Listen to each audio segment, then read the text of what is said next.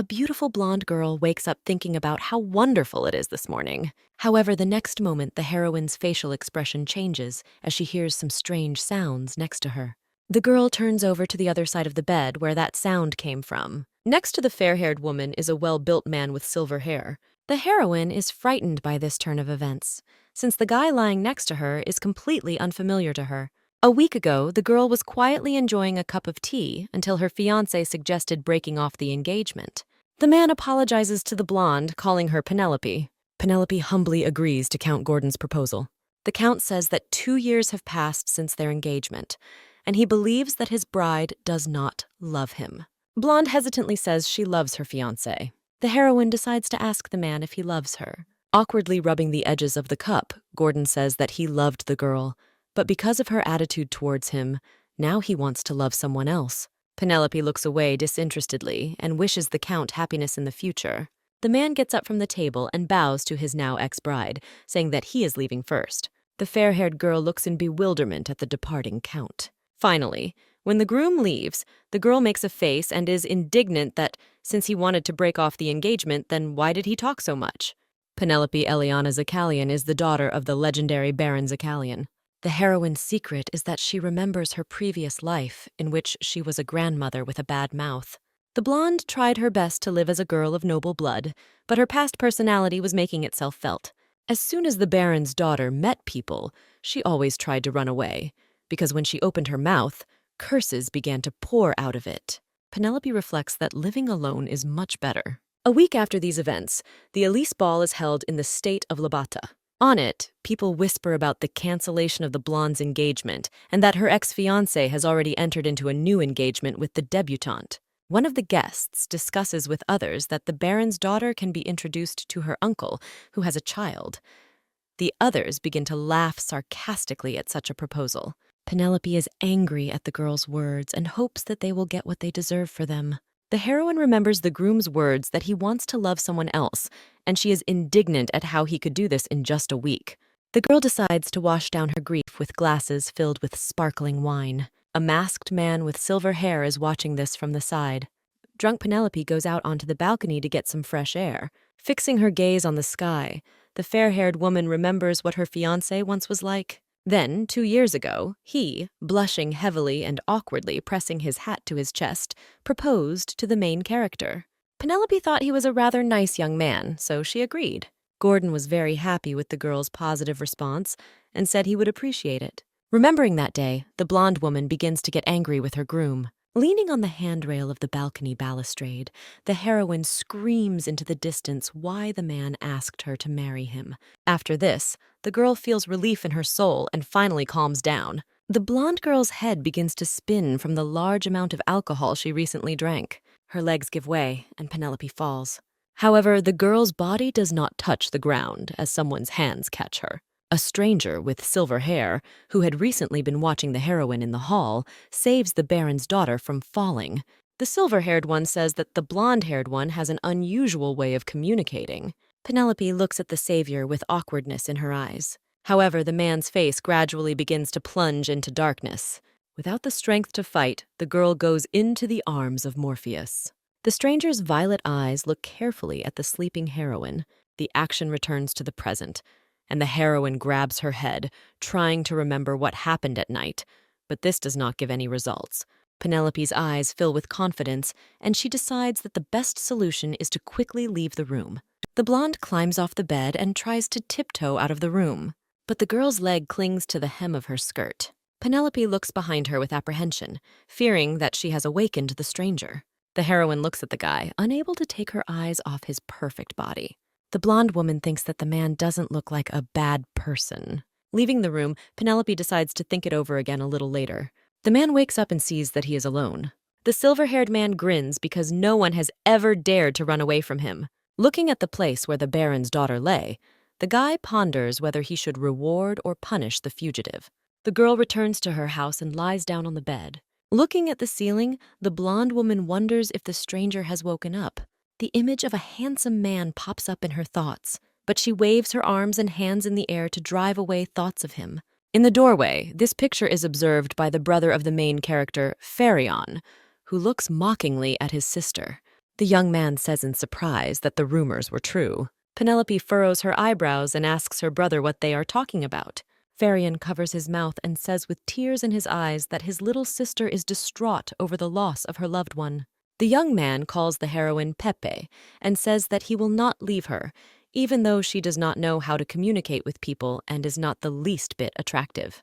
The blonde girl is annoyed by her brother's words, and she throws pillows at him, demanding that he leave quickly. The elder easily dodges every attack of the heroine, teasing her that he will not leave. Then Penelope takes the weapon into her own hands and rushes towards the young man with a scream. Farion runs out of the room and hides behind the door, laughing at his sister, who triumphantly returns to the bed and decides to go meet her friend. The blonde man looks at the girl, saying that today she looks much more cheerful and energetic than usual. The red-haired woman puts down her cup of tea with a loud sound, wondering how anyone can get married a week after a breakup. To this, Penelope calmly replies that she is fine. The eldest daughter of Count Bayman, and the only friend of the heroine, Rubia, is angry at the girl's calmness. Rubia says that everything is clear with the man, but she decides to find out another thing, namely where her friend was last night. Pepe chokes on his tea in surprise at this question. Stuttering, the blonde says that she was at home and asleep in her bed. However, the red-haired woman says that it was Farion in the library who told her about Penelope's absence from home. The girl sighs, remembering the young man because she has been in love with him for 5 years. The main character remembers how her brother behaves in front of her and does not understand how one can have such feelings for him. Ruby repeatedly and more insistently asks her friend where she was last night. Blonde says she was at a friend's house. The Count's eldest daughter looks at the girl in bewilderment, asking who this person is because she is her only friend. Penelope decides to come clean and says that she drank too much last night and woke up in the same bed with a man she doesn't know. Rubia shouts indignantly that some impudent person dared to take advantage of the heroine. The Count's daughter covers the red-haired woman's mouth with her hand and looks around, fearing rumors. The girl clenches her hand into a fist and asks her friend to be quieter. Ruby asks what the guy was like, to which she receives the answer that he was very handsome, with an athletic figure and tall. Count Bayman's eldest daughter grins and asks to tell her a little more about that stranger. Penelope thinks about it and remembers that he had silver hair and didn't look older than 20. The red-haired girl shudders at the heroine's words, remembering something. However, Ruby immediately tries to push away these thoughts, saying that this cannot be who she is thinking about. Seeing the girl's reaction, the daughter of Count Zakalian asks her to tell her what she is thinking about. Rubia approaches Penelope's ear and tells her her guess about the stranger. The heroine's mouth opens in surprise, as her friend named her one of the most honorable titles in the state, namely Emperor. A man pulls a bowstring and aims an arrow burning with a blue flame at a certain place. The man's gaze is concentrated, but the image of one fair-haired girl is still stuck in his thoughts, which he now cannot forget. Due to the fact that the silver-haired man became too absorbed in himself, his arrow escapes from the socket.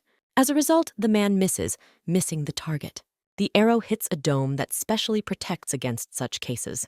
Someone behind the guy's back addresses him as His Majesty. It turns out that Duke Oliver Damien, who is the Chancellor of Vat, approached him. The Chancellor smiles and says that the Emperor's actions have seemed strange to him lately, because His Majesty attended the ball for the first time and returned from it only the next day. Oliver decides to ask him directly if this has anything to do with that same lady. The Emperor looks at the Duke menacingly and asks if he has anything against this. Chancellor Vada politely looks at the man and claims that this is not so, and he himself understands that he is quite carried away by the girl. Oliver says that he only expressed concern about the future of the silver-haired man because for the first time in 10 years after the end of the war, he became interested in a woman. The Emperor says that the fair-haired one is unique and unlike anyone else. The Duke spreads his hands and clarifies whether he is going to send Baron Zakalian a marriage proposal. His Majesty says that he will do this only as a last resort, for now he is going to win her heart.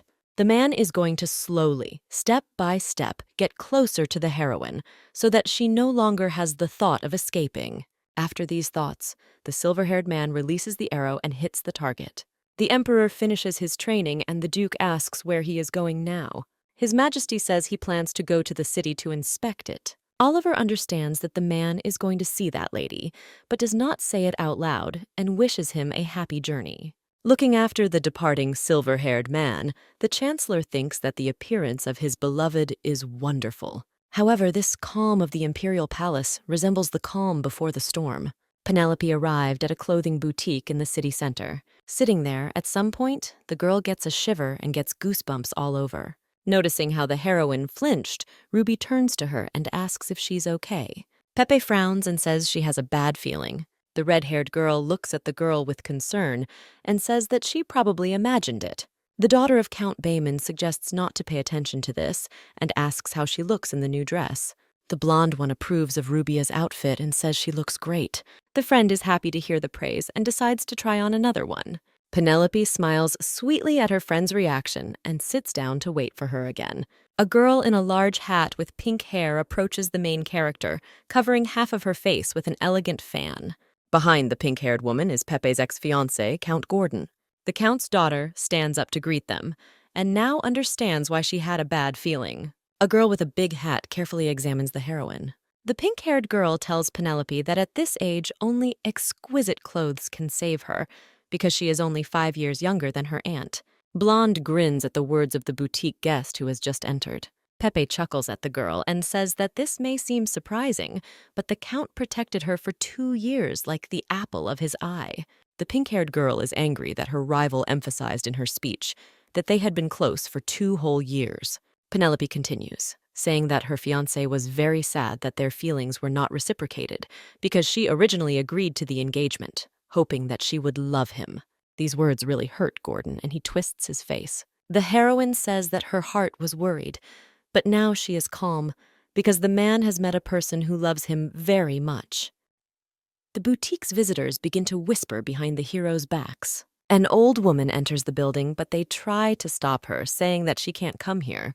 The pink-haired girl shouts that everything said is pure lies. An old woman approaches the girl and, turning to her, tries to ask for something. However, the woman is disgustedly pushed away by the lady, harshly telling her not to touch her with her dirty hands. Penelope flinches at the actions of the girl with the big hat. Blonde remembers himself from the past in the old woman's face. The heroine approaches the woman and asks if she is okay. Pepe turns to the staff, asking them to take the victim to a quieter place. The lady screams for a new dress because she doesn't want to catch anything from the old woman. Blonde frowns at her rival's words and says that dirt is only in her essence. Hearing such an insult, the pink-haired girl turns around with an angry expression on her face. Rubia comes out of the fitting room, asking what happened while she was gone. At this moment, Penelope gives a strong slap in the face of the girl with the big hat. All people are shocked by the heroine's actions. The fair-haired woman says that upper-class people have no right to offend the elderly and weak. Pepe reminds her that it is only thanks to the luck of fate that the pink-haired girl has the status of a noble lady. The main character tells the girl not to confuse luck with privilege. The lady is seething with anger because of the blow and her rival's accusations. The pink-haired girl screams that the daughter of some baron has no right to touch her. Penelope is only now realizing that she has gotten herself into trouble again. Count Gordon approaches the girl and asks her to calm down as people are watching. The men turn their gaze to the ex-fiancé and say that he expects an apology from her. Seeing Gordon's cold gaze, memories of 2 years ago flash through the heroine's thoughts, causing her to shudder. The pink-haired girl laughs, saying that she does not need an apology, since the parents will bear responsibility for the actions of their child. Pepe gets tensed after hearing the lady's words about her parents. Gordon tries to convince the girl, saying that even he hasn't seen them for a long time, but she is not going to give up her words. However, the pink-haired girl will take pity if Penelope kneels down and asks for forgiveness. Rubidia and her friend stand in shock at their rival's words. The lady with a grin shows what the blonde must say in order to be forgiven. Pepe looks at the old woman and realizes that she does not repent at all of what she did. Fixing her gaze on the pink-haired girl, the heroine is thinking about something. The daughter of Baron Zakalian begins to crouch and thinks that her parents may be humiliated because of her. The red-haired girl asks her friend not to do this. The lady chuckles and asks the Count what would happen to his position if he married this girl. Looking at the floor, Penelope tries to convince herself that she just needs to be patient a little, and then everything will be resolved. Someone behind the heroine tells her to stand up. The stranger's arms grab the blonde and lift her from her knees. Pepe turns around and sees a man with blue eyes and black hair. The pink-haired girl is indignant that the stranger interrupted such a spectacle. The man asks what gives the lady the right to treat Penelope so tactlessly. The black-haired man puts his arm around the heroine's shoulders and tells everyone to remember that she is the bride of His Majesty the Emperor. All the people in the boutique's mouths open at what they hear. The Baron's daughter, like the others, experiences great surprise. The girl begins to worry that these rumors will reach the ears of the Emperor. The lady shouts that this is complete nonsense and they have no right to interfere with His Majesty. The man looks menacingly at the pink-haired woman, asking if she doubts the Emperor's decision. The girl shudders from this icy gaze. Gordon asks his lady to calm down and suggests leaving here. As the ex-groom and his new bride leave, the blonde tries to start a conversation with the savior. The black-haired man gets closer to Pepe's face, causing her to flinch. The man whispers in the heroine's ear, asking if she thought that if she ran away, he wouldn't be able to find her. Penelope's eyes widen and she looks at the man in shock. The Emperor smiles and offers to discuss the details over a cup of tea. The main character is in the beast's lair, and at this moment remembers how her only friend wished her luck, deciding not to interfere. The blonde girl begins to wonder who this man is because that guy had silver hair. Now the girl thinks that that night she was not only with him. The black-haired man puts down the cup and begins a conversation, saying that when the heroine ran away from him, he was still thinking about what to do. Looking carefully at the runaway, the man warns her that he had two options, either praise or punish. At these words, the blonde girl swallows the lump in her throat. Penelope awkwardly admits that she doesn't know the savior and that she would like to say something. However, the girl is interrupted by a stranger who says that she can call him Bat. From Bata's sweet smile, the fair-haired heart begins to beat quickly, and she herself thanks for saving her. However, after words of gratitude, the heroine says that that night was a mistake. Pepe suggests forgetting about that day, because she has neither the strength nor the desire to continue talking about it. However, the man warns that he is not going to pretend that nothing happened. Bath says he wasn't joking when he talked about the engagement. Therefore, the black-haired man asks Penelope not to run away anymore. After these words, the man turns around and begins to leave, saying that they will see each other again.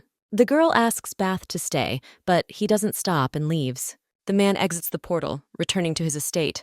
The Emperor recalls how the fair-haired woman defended the rights of the poor old woman. His Highness touches his hair with his hand, and it begins to turn into his natural color. The man smiles and says that his eyes were not deceiving about the girl. Penelope sits under a tree on the grass and sighs heavily. The whole conversation with Bath flashes through the girl's thoughts again. The heroine thinks that now she would happily fall through the ground. Farion approaches the same tree where his sister is sitting and leans on it, asking why she sighs so much. Pepe says that there are reasons for this and asks his brother what he is doing here. The guy sits down with the blonde and says that he ran away because Rubia said she would come soon. Farion turns his gaze to his sister and asks her why she does not react to his words. The girl presses her knees to her chest and says with sadness in her voice that she now understands his reluctance to see Ruby. Goosebumps run all over the young man's body, and he asks if Pepe ate something spoiled. However, the next moment, one smart thought comes to Farion. The guy moves closer to his sister and pushes her on the shoulder, asking with a smile if she has a fan. Penelope remembers how Bath asked him to call him that with a sweet smile. The blonde brushes off her brother's words, saying that he is talking complete nonsense. The young man spreads his hands and says that there is nothing shameful in this, because everyone in their family was born with a good appearance. The girl's cheeks turn pink from embarrassment, and she tries to cover them with her palms. Farion decides to drop this topic and says that a letter has arrived addressed to his sister from the wife of the Marquis of Montaigne. The guy clarifies that the Marquise is the aunt of the wife of Count Gordon. The image that immediately comes to Pepe's mind is the pink-haired one from the clothing boutique. From the memories, the heroine feels only irritation and anger, which is why she rises from the ground.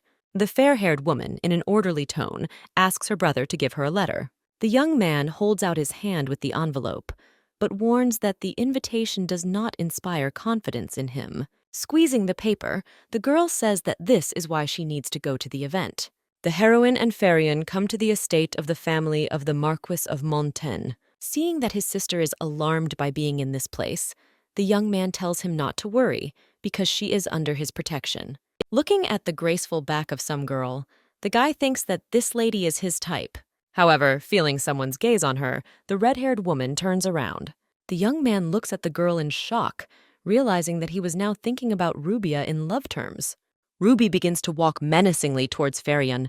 The guy panics and begins to run away from the girl, simultaneously apologizing to his sister for his escape. Pepe remembers the words of her brother who just left, that she is under his protection and she has nothing to worry about. The blonde girl glances at the people, realizing that they are whispering behind her back while looking at her. The pink-haired woman and her retinue approach Penelope and greet her. However, after this, the girl grins and says whether she should now address the heroine as the future empress. All those gathered in the hall direct their interested glances at the pink-haired girl. Count Gordon's new lover informs everyone present that Baron Zakalian's daughter is engaged to His Majesty the Emperor. Penelope's eyes widen and she now understands what her rival was planning all along. The pink-haired girl covers her face with a fan and asks the blonde-haired one if she deceived them. Guests of the event begin to whisper around Pepe, saying that after the break of engagement, she went crazy. The girl with the fan grins and says that you can expect anything from the heroine since she hit her. Now the invitees are discussing how the daughter of a simple baron dared to hit the countess. Despair appears in Penelope's eyes when she hears from someone in the crowd that it is now clear why her fiancé left her. The main character again remembers her past life as an old woman, since in it all the people turned against her. Out of resentment, the blonde girl directs her gaze to the floor. Bitter tears begin to accumulate in the girl's eyes. However, at this moment, His Majesty the Emperor arrives at the event. The man hurriedly walks through the crowd of gathered guests. The silver-haired man approaches Penelope and peers into her low-looking eyes. The Emperor approaches the heroine and gently puts his arm around her shoulders. Pepe looks at the man and realizes that he is the one with whom she spent the night, but she also remembers that this man is most likely the Emperor. Seeing His Majesty, the pink-haired girl curtsies. Silver-haired approaches Penelope's ear and says that he will deal with it. The man turns to the Countess, asking if she brought his beloved to such a state. The Emperor informs all guests that the daughter of Baron Zakalian is the future Empress of Labata. His Majesty declares that henceforth there will be no forgiveness for anyone who disrespects his bride. Penelope is shocked by the man's words, like everyone else gathered. The silver-haired man turns to the girl and asks her what she wants to do now. Pepe raises her thoughtful gaze to the Emperor and reflects that she did not want to inflate this situation so much. However, the heroine decides not to lose this opportunity and addresses the Countess by the name of her ex-fiancé. The pink-haired girl becomes embarrassed by what Baron Zakalian's daughter called her. The girl smiles sweetly and says that she is waiting for an apology, demanding to kneel. The pink-haired girl remembers how she ordered Penelope to do this in the clothing boutique with exactly the same words. Gritting her teeth, the Countess kneels. As if distraught, she begins to shout at the main character, saying that it is all her fault. The pink-haired girl begins to laugh even louder, saying that the Emperor does not care about her, since she is too mediocre for him. A sword placed at the girl's neck silences her. The Countess asks the Emperor to order the sword to be removed, but he says that he had already been given a warning earlier. The man covers the blonde with himself and warns that he does not forgive disrespect towards his bride. His Majesty also informs the Countess that he will not ignore insults concerning himself. The Emperor orders his knights to take the criminal away. The girl tries to shout to the silver-haired man, but he does not pay attention to her pleas. The main character smiles victoriously and rejoices that her rival finally got what she deserved. The Emperor extends his hand to Penelope, asking if she can be invited to dance. Blonde is embarrassed and says she's not very good at it. The man approaches the girl and takes her by the waist, reassuring her that it doesn't bother him. His Majesty tells Penelope to relax and trust him, as being in his arms is enough for her. The heroine looks into the eyes of the silver-haired man, surprised that the man with whom she mistakenly spent the night turned out to be the Emperor. The blonde's cheeks turn pink, and she feels like there's a fire burning in her heart. The heroes go outside, where Pepe thanks His Majesty for saving him from such a delicate situation. When the silver-haired man hears that the girl is addressing him formally, he tells her to address him as he asked before, Bath. Penelope looks away and asks Bath about his intention to marry her. The Emperor takes the girl by the hand and says that he is serious in his words. The man intends to take responsibility for the night spent together, and he will not run away from obligations. Penelope chuckles and says that a wedding is not exactly the right way to be responsible. Bat frowns, not understanding why the blonde wants to refuse him, although he is already talking about the engagement in front of a large number of people. The man reproaches the girl for taking advantage of him, and when the situation is resolved, she no longer needs him. Pepe decides to honestly admit that the role of the Empress is too burdensome for her. The heroine hesitates, saying that her past relationships were not successful, and for 2 years she could not decide on anything more than an engagement. Penelope is worried that this situation will repeat itself and that they will gossip about her again on every corner. The girl presses her hands to her chest and says that she just wants to live her quiet, calm life. The fair-haired one says that His Majesty also did not help out of love for her. The Emperor pronounces the word love with a mysterious intonation. The heroine apologizes and asks to forget about this situation. The man agrees with Pepe and says that's enough for today. The girl sincerely thanks the Emperor for his understanding and wishes him happiness. A couple of days later, representatives of His Majesty and Chancellor Oliver come to Penelope. They report that they have come with a formal marriage proposal on behalf of the Emperor. Penelope freezes in place, not understanding what is happening. After the proposal was made, everyone in the Zakalian estate was excited, except for the bride herself. Farion shouts happily that the worries have come to an end, and the mother cries, not believing that her daughter is marrying the Emperor. The blonde woman rises from her seat, deciding to interrupt her rejoicing relatives. However, the girl does not have time to say anything as Rubia, shocked by the news, bursts into the room. Penelope is surprised how quickly the engagement rumors spread. The red-haired girl admiringly says that His Majesty sent Chancellor Vought himself. With pride in his voice, Brother Pepe reports that this is the absolute truth and shows Ruby the Emperor's seal on an official document. Farion, forgetting about his hostility towards the red-haired one, jumps with her with happiness that they will soon become the Empress's brother and friend. Penelope turns away from the couple, calling them made for each other. The mother approaches the fair-haired one, making a seemingly sad face. The blonde happily runs to the wife of Baron Zakalian, hoping that at least she understands her feelings. However, the mother enthusiastically takes her daughter by the hands and begins to beg her to get married. The heroine crumples and turns to her father, asking his opinion on this matter. The man was always on his daughter's side, so she looked to him for support. The Baron decides not to answer and turns his gaze towards the window, thinking about the weather. The blonde realizes that everyone in this house has a different opinion from her. Penelope falls on her pastel and aggressively hits it with her hands, indignant that the man said one thing, but ended up doing something completely different. The girl remembers the Emperor's words and understands that he said that he would calm down only on that day. Pepe screams in irritation, clutching his pillow tightly. The heroine turns her gaze to the chest standing in the corner of the room, realizing that she needs to look for a way out of this situation. The blonde opens the drawer slightly, although she really didn't want to resort to this method. Penelope is forced to take advantage of what has remained untouched for 10 years. A meeting is being held in the Imperial Palace about important state issues. The head of the aristocrats, Marquis Genia, claims that it is necessary to reduce the number of officials from the common people, since their level of ignorance has exceeded all norms. The commoner and head of civil servants, Sir Mills, tells the Marquis that the bigger problem is the scandalous rumors about the aristocrats, and especially about the daughter of the head of Genia. The Emperor interrupts the leaders, saying that he supports the policy of appointing people from outside the upper class to positions. His Majesty addresses the aristocrats, saying that he will not change his position. The man reminds Sir Miles that he is discussing government affairs, so he needs to be careful with his statements. After the meeting, the Emperor returns to his office and asks Oliver to leave him alone. Left alone with himself, His Majesty reflects on the fact that no matter the people or the aristocrats, everyone is ready to tear each other apart for their own benefit. The man remembers Penelope's words about luck and thinks that it would be nice if everyone was at least half as modest and tolerant as she is. The Emperor sadly realizes that he has not met with her for 2 days. Silver-haired gives the order to the bird to show the heroine. A bird with soft blue plumage flaps its graceful wing. The man wants to at least just see the girl's face, but the look in which he finds her makes him freeze in place. The Emperor orders the bird to widen its view and sees Pepe in a nondescript cape with some kind of bag on his shoulder. His Majesty understands that something wrong is happening.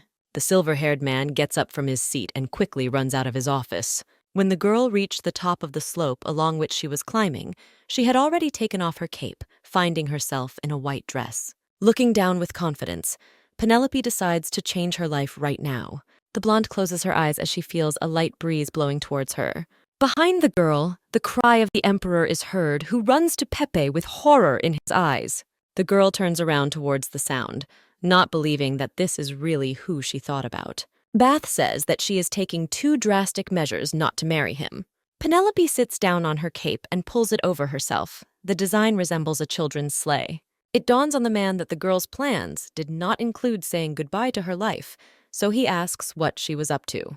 Looking awkwardly at the emperor, the fair-haired woman invites him to go for a ride with her. His Majesty sits down on the girl's cape, and together they slide down the slope at high speed. After descending, the man finds himself all disheveled and covered in mud. Seeing Bata's tired appearance, Pepe approaches him, asking if he is okay. The emperor raises his hand and, showing his index finger, says that he wants to ride one more time. Taking the cape, the man quickly runs to the top of the mountain. The girl chuckles at this reaction to the descent and thinks that there is something attractive about the emperor. The sun had already begun to set, and the heroes had just finished riding, deciding to take a break. Bat runs his hand over the cape and says that he could not even think that it could be used in this way. The man begins to think out loud that if the fabric is slightly transformed, it can be distributed to children from poor families. To this idea, the emperor decides to add to the plan the construction of a slide. Penelope smiles at His Majesty's words and says that he is truly a good ruler. The girl gets up from her seat and tries to shake the dirt off her dress, but she doesn't do it well. The man looks attentively at the fair-haired woman without looking away and thinks that he has never felt what he feels for her. Having given up trying to shake off the dirt from her dress, the main character suggests returning. The emperor rises from his seat and approaches Pepe's face. Penelope blushes because she is not yet ready for such close contact with His Majesty. However, the man did not have any perverted thoughts and just wanted to remove the fallen leaf. The girl laughs awkwardly and thanks for the help. Bat smiles tenderly and says that he hasn't had so much fun for a long time.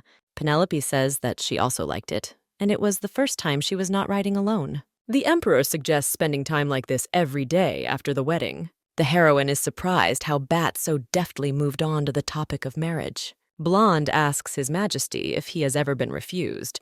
Penelope says the man formally proposed to her because he was afraid he would be rejected. The emperor tells Pepe that she was the one who told him to hold him accountable for his actions.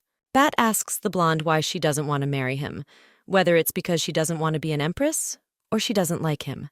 These words make the heroine's pulse quicken, and her heart seems to burst out of her chest. Penelope averts her gaze and tells the man that being an empress is too burdensome and she wants to live an ordinary life. His Majesty clarifies to the girl that life is ordinary for her, to which she says that it is dating someone with whom she falls in love.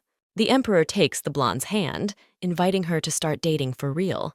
The silver-haired man gently kisses his hands, saying that this is instead of a kiss on the lips. After this, the man leaves, asking him to think about his proposal again. When the girl realizes that she again could not cancel the wedding, she shouts to Batu to listen to her, but he does not stop and leaves. The emperor is sitting in his bathroom, deep in thought about something. The emperor remembers how he reminded the blonde of the words about responsibility that he said then on the hill. Sighing heavily, the silver-haired man realizes that the girl really doesn't remember anything. That night, the girl fell asleep due to the large amount of alcohol she drank right in the man's arms. However, at some point she came to her senses and began to hit the emperor in the face, talking about those people who point the finger at her at the ball. Penelope began to cry bitterly, saying that she was very lonely and would like someone to be on her side. His Majesty could not calmly look at this state of the heroine, and therefore said that he would be next to her. The man said that he would take care of her and protect her so that she would not be sad and lonely. The fair-haired girl no longer heard these words, as she again plunged into the kingdom of Morpheus. The emperor was able to walk with Pepe to the bench and sit him down on it. The heroine did not feel any changes in space and still slept soundly. Bath only wanted to look at Penelope, but he was glad that they were in this position then. However, the peaceful atmosphere was destroyed the moment the fair-haired woman became ill. His Majesty understood what was about to happen, but he could not hide from the disaster. The man, coming out of the bath, looked at the bed in which the girl was lying and realized that this was not part of his plans.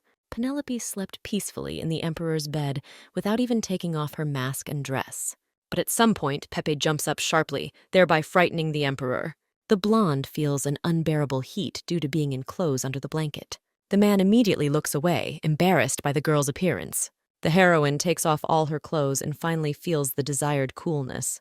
The emperor blushes even more, not understanding how one can behave this way while sleeping. After her actions, Penelope falls asleep again. His Majesty carefully sits down on the bed so as not to wake the Baron's drunken daughter. Silver-haired sighs and says that Pepe sleeps peacefully without even knowing how he feels. Although the man initially planned to sleep on the sofa, he still decides to lie down next to the fair-haired woman. The emperor says that in this way he wants to punish the heroine for seducing him. The blonde one turns over to face His Majesty and barely audibly mutters the word responsibility. Bat chuckles at Penelope's sweet expression and tells her not to worry, because he will definitely bear responsibility. Closing his eyes, the silver-haired man feels his heart beating faster and faster and his soul becomes calmer.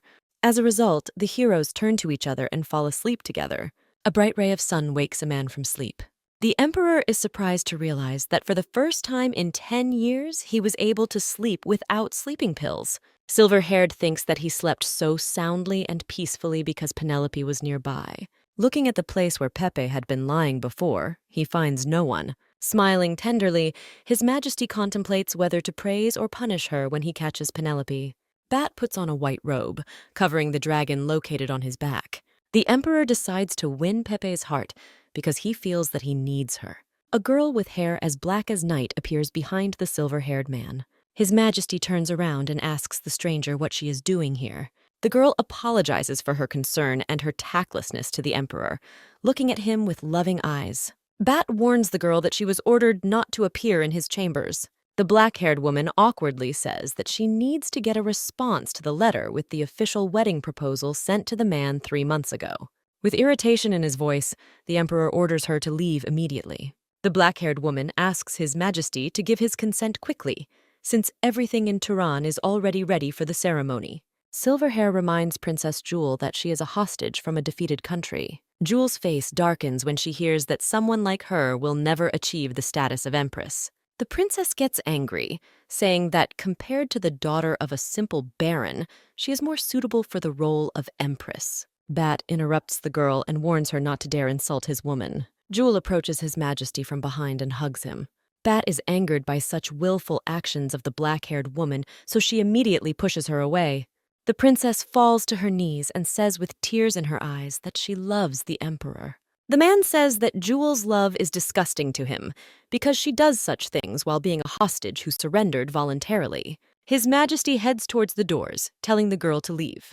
The princess begins to cry even more, begging not to leave her, because she has been waiting for Bat for 10 years just for him. For the last time, the emperor turns to the black-haired woman and says that he has never seen her as a woman. After which the man leaves his chambers and, with a loud sound, slams the door in front of the princess. The girl walks along the corridors, leaning against the walls to stay on her feet, and grieves over her love for His Majesty. A maid stands in front of the princess near the nightlights and turns them on. Seeing Her Highness, the maid bows down to greet her. Jewel looks at the girl with her predatory gaze, and strong anger is displayed in her eyes. The black-haired girl suddenly hits the maid on the cheek with all her might. After the blow, the princess grabs the maid's hair, pulling it over herself. Her Highness is convinced that the girl was spying on her, although she says otherwise. After giving the maid a couple more slaps, the princess finally leaves. The black-haired girl thinks that if Bat decided to leave her, then she will get him in another way. At Baron Zakalian's estate, Rubia admires the emperor's words that he wants to become true lovers with the blonde. At this time, a dejected Penelope is lying on the bed, who is not at all happy about His Majesty's romanticism. The friend tries to reassure Pepe, saying that the emperor can be reciprocated, since he shows an active interest in her direction. The heroine says that she wants to live a calm life, without worries and worries. Rubia calls the girl's words stupid, since some are ready to die for the opportunity to see even a corner of the emperor's eye. The blonde sits up and asks her friend if His Majesty is really that popular. The red-haired woman responds positively, since the man is young and handsome and occupies the highest position in society. Rubia is sure that not a single girl from a noble family will refuse a place in the heart of the silver-haired man. Penelope gets angry, saying that she shouldn't marry just because of the ruler's cute face. A friend says that in addition to his good appearance, the emperor is the most outstanding magician of the state. Pepe is surprised that a man has such abilities. Rubia suggests that the girl at least sometimes be interested in the outside world, since everyone knows about the ruler's magic. Penelope is embarrassed that she did not know such a basic thing. Remembering his majesty, the fair-haired one does not understand why such an ideal person needs her. The red-haired girl distracts her friend from her thoughts, asking her if she really doesn't want to be an empress. The heroine says that thinking about this makes her heart ache and she doesn't even want to eat. Rubia offers to clarify the situation by asking the girl if she wants to be an empress or if she doesn't like the emperor. Penelope remembers that I asked Bath exactly the same question, causing her cheeks to turn red. The baron's daughter turns her head to the side and says that she does not want to waste her time on this wedding. The girl again remembers the man's words that she just needs to relax and trust. Rubia says she's jealous of her friend because Farion immediately starts running away when she appears. The red-haired girl gloomily reflects that she will have to remain an old maid if this continues. However, the next moment Rubia's mood changes and she decides to try to meet another man. Penelope looks at her friend's mood swings in surprise. The girl says that it was enough for her to spend 5 years on her brother Pepe, and she is tired of suffering because of unrequited love. Rubia nudges the blonde in a friendly manner, joking that maybe she too can find a man as wonderful as the heroine. Penelope is both angry and blushing because of the girl's words, so she asks her to calm down. The red-haired girl grabs her friend's hand and asks her for help. Pepe asks in bewilderment how she can help such people. However, instead of answering, Rubia smiles mysteriously. All this time, Farion stood outside the door, eavesdropping on the girl's conversation. He stands in complete shock because he heard that the red-haired woman is going to find a new man. The guy remembers how Rubia recently said that she only likes him. Farion decides not to let this happen and prevent it by any means. Hearing that Penelope and her friend are about to leave the room, the young man hides behind a huge vase. The red-haired girl hurriedly takes Pepe, saying that they are going to the butterfly ball. Blonde doesn't understand what the girl is talking about, but she asks her to trust. Farion calls the girls mangy moths flying towards the fire and decides to follow them. The emperor sits in his office and looks through some documents, but his thoughts are occupied with something completely different. The man puts down the paper and reflects on the fact that he has no idea how to be true lovers. Duke Oliver, seeing the ruler's confusion, asks what is bothering him. His Majesty says he wants to ask something about love affairs. Smiling widely, the Chancellor clarifies whether this concerns Lady Zicalian. The Emperor, with a serious look, asks what it means to be true lovers. Oliver, hearing the ruler's question, begins to laugh sweetly. Having finished having fun, the man says that you need to spend all your free time together, regardless of external conditions and other circumstances. The Chancellor explains that you need to meet in atmospheric places or try gourmet dishes. With sadness in his voice, His Majesty says that he thinks only in military tactics and laws. Oliver sighs, knowing that this is going to be really difficult for Bath. The man had to participate in the war immediately after ascending the throne, and after that, for 10 years, he took care of maintaining peace in the country. The Chancellor decides to help the Emperor in love places and offers to visit Cupid Park. The park is the most beautiful place for dates, where you can see incredibly beautiful landscapes at certain times. Bath is inspired and says that he will definitely visit him. Oliver suggests booking a place in a good restaurant, which is located not far from this park. Full of confidence, the silver-haired man hits the table and decides to immediately ask Penelope out on a date.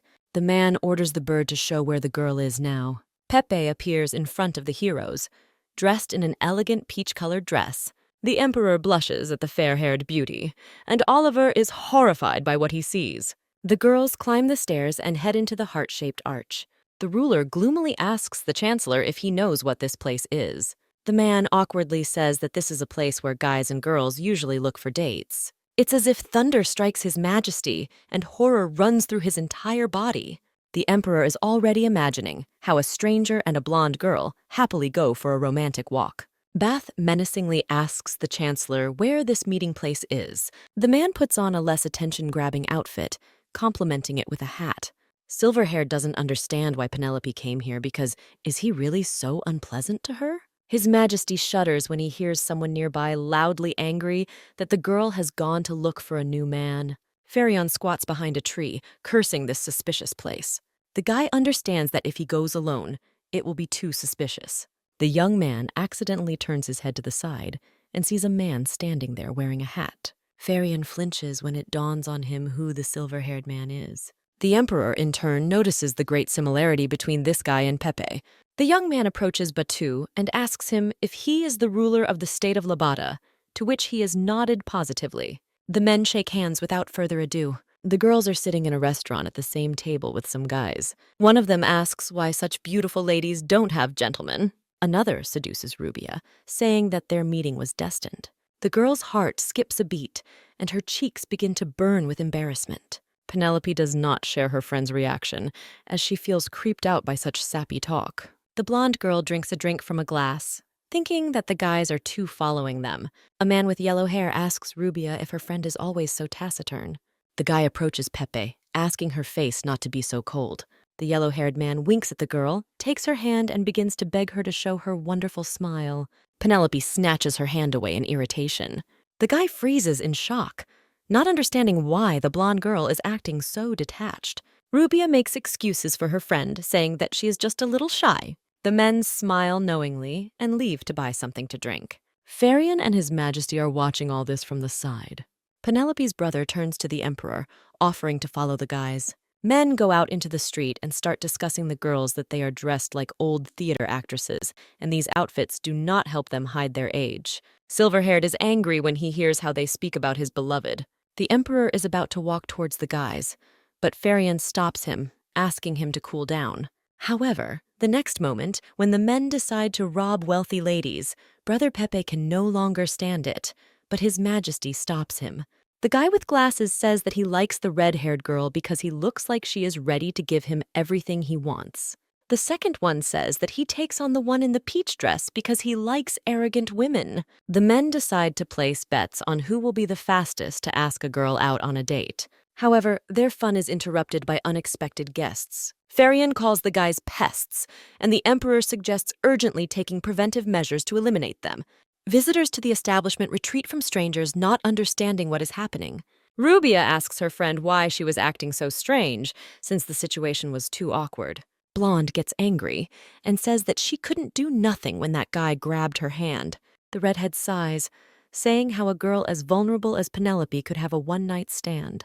Pepe yells at Rubia not to talk so loudly about such things. The heroine says that those men are like those who bully women behind their backs. The red-haired girl calmly agrees with the girl's statement. Ruby admiringly says that Penelope is dating the perfect man, so no one else can get into her soul. The Baron's daughter thinks about the red-haired woman's words, realizing that she was never against the Emperor's touch. The heroine decides to quickly leave this place, but Rubia asks her to stay so that she can get herself a man. The blonde girl gives up and agrees to stay, but only for an hour, after which she will go home herself. Suddenly, someone's barely audible scream is heard, but the red-haired woman manages to hear it. Ruby asks her friend if she heard anything, but gets a negative answer. The burgundy curtain opens slightly, and someone comes into the room. Smiling friendly, the girl invites the guests to sit down, and the fair-haired one, in turn, turns away from those who have entered. Farion adjusts his glasses and apologizes for keeping the beautiful ladies waiting. Hearing a familiar voice, Penelope turns to the guests in surprise. The Emperor and the heroine's brother stand impressively in front of the entrance, and the clothes of the guys who recently came out are draped over their shoulders. Both girls freeze in shock in their places, not daring to move. With his arms crossed in front of his chest, His Majesty looks menacingly at Penelope. Still in shock, the girl asks the man what he is doing here. Bat doesn't say a word and silently takes the blonde's hand, wanting to quickly get her out of this place. Rubia asks Farion in surprise what he is doing here. The guy sits down on the sofa, scolding her that the girl brought the future empress to such a place. Red-haired is upset and says that she just wanted to have a good relationship and Pepe wanted to help her with it. The young man shouts at Ruby why she wanted to do this. Farion warns the redhead that this place is crawling with bad guys and she could end up in trouble like she is now. The girl is surprised by the guy's words, not understanding what he is talking about. The young man decides to hide the truth about those men, saying that it is simply dangerous for her to be in such places. Rubia blushes at his words, realizing that he cares about her. The red-haired woman clutches her dress, angry that Farion still makes her heart flutter. The girl quietly says that the blonde should not care. The next moment, Ruby is already screaming at him that it is none of his business who she dates. The guy shouts to her in the same tone that he cares about this. Realizing what he just said, Farion covers his mouth with his hand. The red-haired girl asks what the guy means. The guy makes the excuse that Ruby is his sister's friend, so she will be very upset if something happens to the girl. The girl looks at the embarrassed young man, not believing her happiness that he really cares about her. An awkward silence ensues, and no one can break it, as everyone experiences a bouquet of different emotions. Farion is the first to break the silence, addressing the red-haired woman. However, the guy does not have time to say anything, as the waiter arrives bringing a bottle of pink sparkling wine. Out of surprise, the young man jumps up in fear and asks to put the bottle on the table. The waiter leaves the drink and leaves, wishing you a pleasant evening. The blonde man begins to open the bottle, suggesting that he drink first and then leave. The man pours wine into their glasses and says a toast to the red-haired woman's health. Ruby blushes and asks herself why she can't let this guy go. After drinking a little, Rubia begins to wonder where the two men who were sitting with them went. The girl decides that it simply wasn't on the way with them. That's why they disappeared, but she will never receive the true answer. However, the red-haired girl looks at Farion's glasses and says that they look familiar. At this time, the emperor and the baron's daughter are walking along a night street illuminated by lanterns. Penelope feels awkward that they've been holding hands for so long, so she asks him to let her go. The man is angry because of the girl's request, so he turns around to face her. His Majesty says that he cannot believe that a girl like Pepe could go to such a place. Blonde apologizes to Bath and says she's sorry. The emperor tells the girl that he was very angry when he went to look for her. Bath takes Penelope's hand and asks her if she is so disgusted by the thought of marrying him that she is ready to go to such places. The heroine does not have time to answer, as the silver-haired man decides to ask another question about whether she hates him. The fair-haired girl is speechless from the sad look of the emperor. Pepe removes his hand from the man's, answering that he doesn't know the answer. The baron's daughter sincerely admits that she is afraid. His Majesty asks the girl if this is connected with the prospect of becoming an empress. The girl leaves the emperor, saying that the problem is in the marriage itself. The man asks what she means by that. Memories of Gordon flash through the blonde's thoughts, and Penelope says that she is afraid that His Majesty will change. Pepe sighs, not understanding why the emperor went so far because she is from the family of a simple baron. It is because of this that the heroine is puzzled by the idea of becoming an empress. The blonde decides to clarify one more question about whether their meeting that night was the first. The man says that he met Penelope before, but she apparently does not remember this. The heroine is very surprised because she did not expect to receive such an answer, but approaches Pepe and says that if she is curious to know more, he will tell her in Cupid Park at 7 in the evening in 2 days. The girl is first amazed, and then blushes with the realization that the emperor is inviting her on a date. With his cheeks burning, His Majesty extends his hand forward and asks the blonde if she accepts his invitation. As if enchanted, Penelope offers her hand to the man, agreeing to a date. The next day, Rubia comes to the main character, reporting that she and her brother drank sparkling wine alone. Inspired by happiness, the red-haired girl covers her cheeks in embarrassment, saying that Farion even walked her home. Out of overwhelming emotion, Ruby slams her fist on the table, screaming that her brother is a blonde, amazing man. Pepe remembers that on that day the emperor came with Farion. Suddenly, the heroine has one strange thought for her, that her brother likes the red-haired one. Rubia asks her friend if His Majesty did something bad yesterday. The girl worriedly says that he looked very angry that day, and now she is afraid that Penelope got hurt because of her.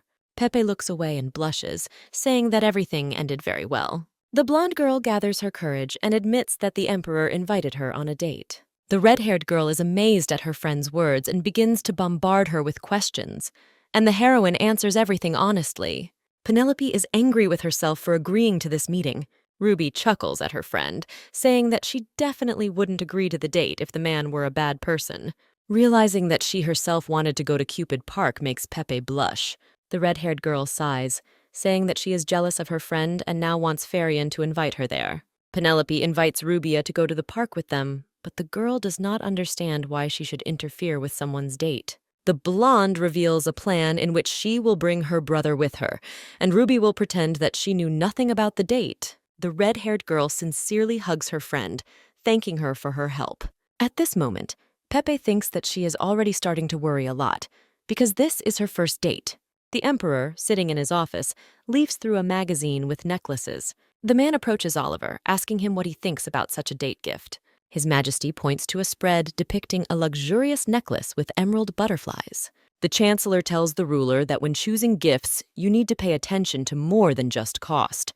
By putting on the glasses, Oliver seems to become a teacher in matters of love, saying that it is important to take into account the atmosphere. The emperor looks at the duke in bewilderment. The chancellor says that by using place, time, and situation, you can create the most romantic atmosphere. Bath asks him if he really needs some precious gift, to which Oliver shakes his head negatively. The Duke asks His Majesty to imagine a park where couples whisper about love under the light of lanterns. Under this light, the girl will look even more beautiful than usual. And so, when the man begins to feel excited, he takes out a simple box. Oliver explains that on a first date, expensive gifts can put pressure on a person. His Majesty remembers Penelope's words that she wants to live like an ordinary person, and says that preparing for a date is difficult. At this moment, a servant enters the emperor's office bringing tea on a tray.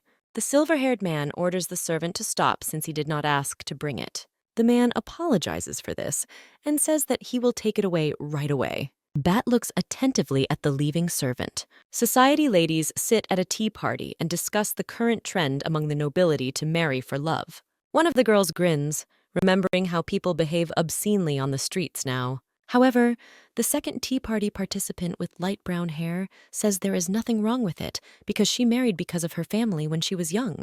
The girl in the green dress continues to insist on her opinion, saying that this way the aristocrats will lose their pride. The ladies decide to get the princess's opinion on this trend. The black-haired girl says that if it's fashionable now, then they just need to accept and acknowledge it. But she is not going to lose her pride just because of a fashion trend.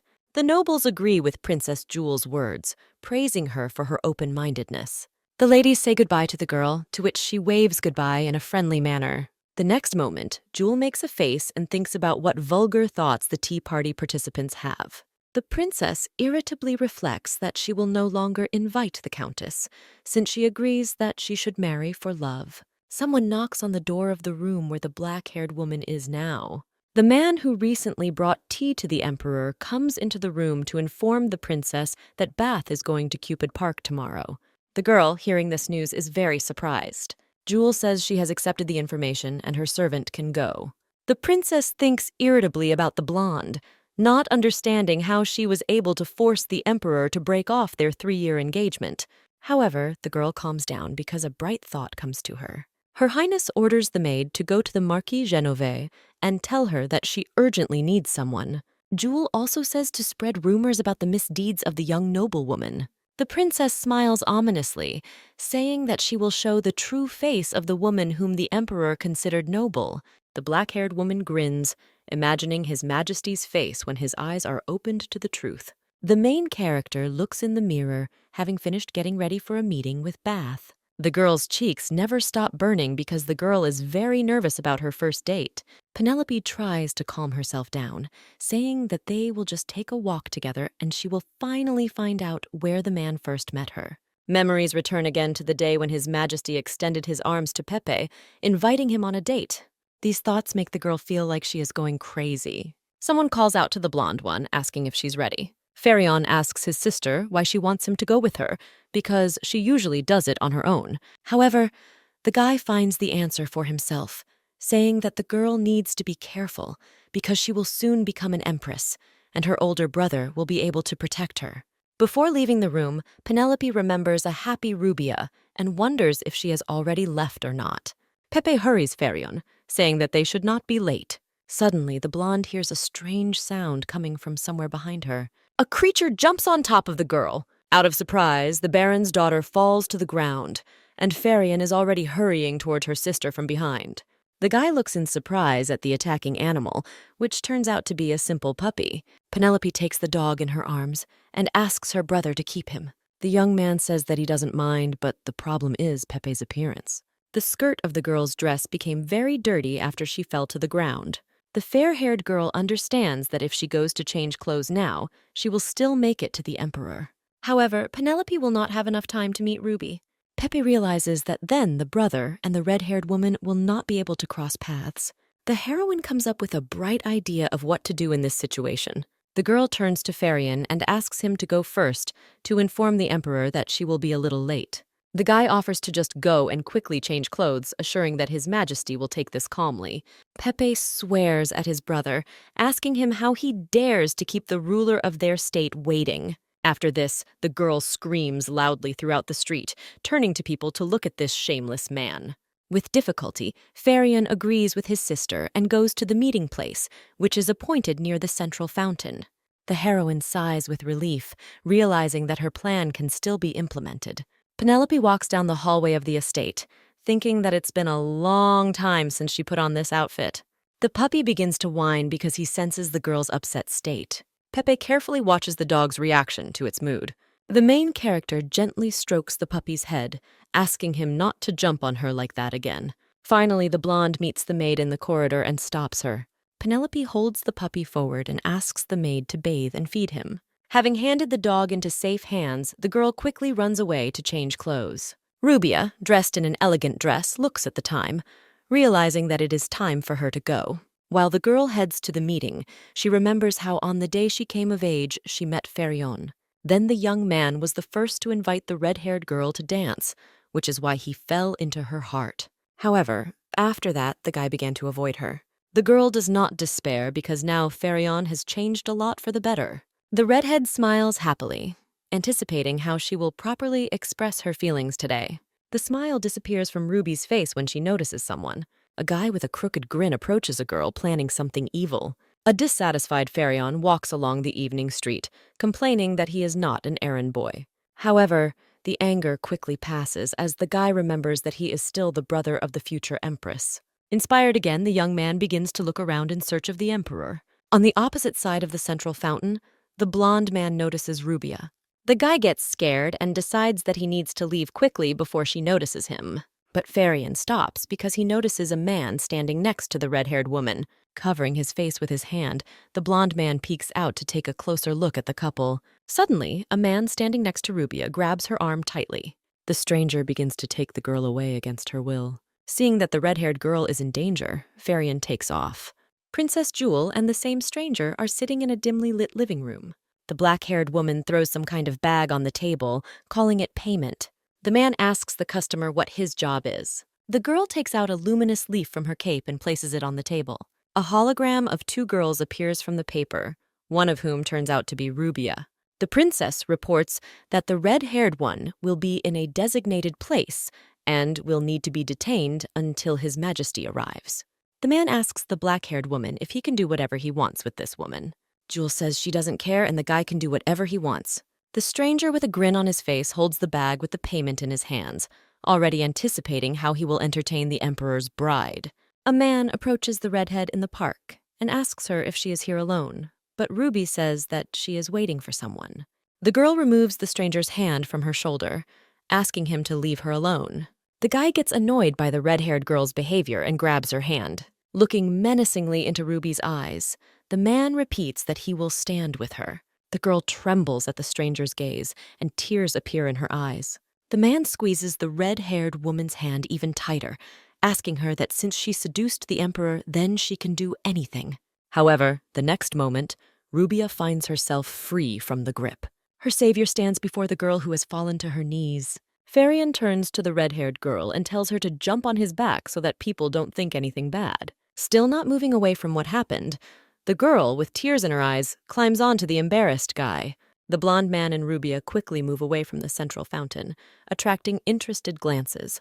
The redhead finally exhales and relaxes, thinking that Farian's body is soothingly warm. Penelope's brother asks the girl if she knows the man who pestered her, to which he receives a negative answer. The fair-haired man says displeasedly that he still had to teach that man a lesson. These words make Rubia laugh joyfully. Farian does not understand the reason for the laughter, since the red-haired one almost got into trouble. To calm the young man, Rubia gently presses herself against him. From such words, the fair-haired man's cheeks become covered with a bright blush. The girl says that when she was very frightened by the actions of the stranger, she mentally called Farian. The young man is embarrassed, saying that his appearance is just a coincidence. Rubia thanks for such a lucky coincidence for her. After this, the red-haired girl flirtatiously asks Farian what he meant when he said that they were dating. The girl notices embarrassment on the fair-haired man's face and begins to tease him about it. Farian says threateningly that now the girl will walk on her own 2 feet if she doesn't calm down. Penelope runs through Cupid Park, thinking that she spent much more time changing clothes than she wanted. The main character is worriedly wondering whether her friend has met Farian. However, the girl quickly drives these thoughts away from herself, realizing that now she should think about something else. Penelope looks around and notices that only couples are walking in the park. The blonde wonders if she really ended up in a park and not a motel. In the heroine's thoughts, the image of Bath emerges, who tenderly kissed her hand, offering to start dating for real. The girl silently scolds the emperor for knowing how to make her heart tremble. Suddenly, the flow of thoughts is interrupted by an obstacle standing in front of Penelope in the form of someone's back. The blonde one hits her nose and immediately apologizes, saying she was lost in thought. The man with dark hair and scarlet eyes also apologizes for his inattention. Penelope looks intensely at the stranger, thinking that she likes his appearance, but his character is a little harsh and repulsive. The young man asks the heroine to be careful next time. The man starts to walk away, but Pepe asks him to stop. The Baron's daughter begins to quickly look for something in her bag. The black-haired man begins to get angry with the girl, not understanding why she stopped him in vain. A happy smile appears on Penelope's face, and she asks the man to extend his hands forward. When the stranger doesn't do this, the main character loudly tells him to do it quickly because she doesn't want to be late for her meeting. Because of such pressure, the black-haired man unconsciously does as he was asked. A handful of small sweets are dropped into the man's palm. Penelope explains that young people often don't have enough sugar these days, so it needs to be increased. The black-haired man is already starting to say that he hates sweets, but for some reason he stops. A joyful girl looks at the man and says that good nutrition is the best medicine. After this, the heroine turns around, smiling contentedly. The young man looks at his palms in bewilderment, thinking that he has met a really strange girl. The blonde walks along the road that leads through the fields and looks around, trying to figure out where to look for the emperor. The next moment, Penelope screams in surprise as a snow-white bird flies out at her. When the bird flies away, the Baron's disheveled daughter exhales with relief. The heroine turns her gaze to the gazebo, near which His Majesty stands, looking into the distance. Penelope first wants to call out to Bath, but abruptly stops herself. The girl will think about why the emperor looks as if he has been waiting for someone for 100 years. The blonde woman approaches the man, and he says that he was a little worried because he spontaneously changed the meeting place. His Majesty takes the main character's hand and asks her to close her eyes for a while. Penelope closes her eyes, thinking that the emperor wants to kiss her. When Bath allows the girl to open her eyes, the heroine sees a field in front of her, illuminated by fireflies. The blonde girl looks at the surprise with fascination, saying that she has never seen such beauty in her life. Silver-haired shyly says that Penelope is much more beautiful. The girl looks away, thinking that the man is too straightforward. Bat tells Pepe that fireflies glow to find their mate, especially males trying to attract females. Blonde says that there are not many differences between the lives of people and fireflies. The emperor agrees, but says that fireflies live only 10 days, and in such a short time, they need to find love. The man says that these creatures are amazing because they are capable of loving throughout life. And people look forward to meeting someone Looking at the blonde, Bat says that he was able to see that same light. His Majesty excitedly asks the main character if she feels his light. At this moment, Penelope reflects that although she is surrounded by an incredibly beautiful landscape, her attention is focused only on the Emperor. The blonde girl takes Bath's hand, wanting to stay with his light forever. The silver-haired man gently touches the girl's cheek, saying that he likes her more and more. The man begins to approach the face of the Baron's daughter. Understanding what the Emperor wants, Penelope apologizes, moving away from him. The main character is embarrassed by the Emperor's actions and feels that every time he is around, she constantly wants to leave. Despite the refusal, Bat tenderly hugs the girl. On her cheek, Penelope feels the barely perceptible touch of His Majesty's lips. The man asks the fair-haired woman for permission to at least do such actions. The Baron's daughter feels a little awkward that Bath wants to kiss her. However, after this, the main character smiles and decides that such feelings are not so bad. When the heroes leave that place, the fair-haired woman does not look in the Emperor's direction the whole way out of embarrassment. Noticing the girl's mood, Bat carefully takes her hand in his. His Majesty smiles and says that today it was the heroine who first took his hand. Penelope agrees, but says it was done on impulse. The silver-haired man asks the girl what caused this, to which she replies that the man looked very lonely. Pepe says that when she arrived, Bat was like a puppy waiting for its owner. The Emperor sighs, realizing that he will never be able to deceive the eyes of the main character. His Majesty tells Penelope that there is one place he wants to go with her. The man claims that if they go there, then the blonde will be able to get to know him better. Hearing Bath's words, the Baron's daughter immediately agrees to this proposal. The heroes come to a dark place, saturated with poverty and misery. Penelope is horrified by the sight of people here, since she did not even suspect that such a place existed near the capital. Bat calls out to the girl, asking her to follow him. Blonde enters a church that is being used as a relief center. His Majesty is greeted by an elderly man and asks the silver-haired man who is next to him. The Emperor calls Pepe a companion and asks the man about the situation. The older man replies that most patients are malnourished and are starting to run out of medications. The main character lures around and says that she is surrounded by empty, exhausted faces of groans and pain. The girl thought that their state had rich people, but now she understands that poverty and suffering are everywhere. The heroes climb the church tower. Penelope says that she did not know that such a place existed near the capital. The man says that there are people in the area who lost their homes after the war. 10 years after the war, most people are rich, but there are those who live penniless. The Emperor informs the blonde that they have already created 10 help centers, but there are not enough people and resources to correct the situation. Pepe realizes that when they skied down the slope together, His Majesty wanted to please the children from similar areas in the same way. The heroine asks why Bath doesn't ask the nobles for help, to which he replies that the nobles only do what benefits them. The nobles use power only to achieve their goals, which is why many projects to help the poor were not implemented. The silver-haired man shudders when he hears the unflattering words Penelope calls the higher ranks. Pepe is angry that politicians only care about tax money and that they only live well because of the people. Suddenly, the blonde realizes how she just spoke about the nobility in front of the Emperor, and therefore immediately falls silent. His Majesty smiles joyfully, saying that he was not mistaken. Bat reminds the heroine that he promised to tell how they first met. Pepe confirms this, but she feels embarrassed because she completely forgot about it. The man says that their first meeting happened 5 months ago in the library of the Imperial School. The Emperor, who has dyed his hair black, walks next to the stacks and asks Oliver how things are going with the library. The Duke replies that the number of readers has increased significantly, to which Bath says to increase the number of advertisements and make this place accessible to everyone in the Empire. His Majesty asks to increase the share of ordinary people by 5%, but Oliver hesitantly says that the nobles will not agree to this.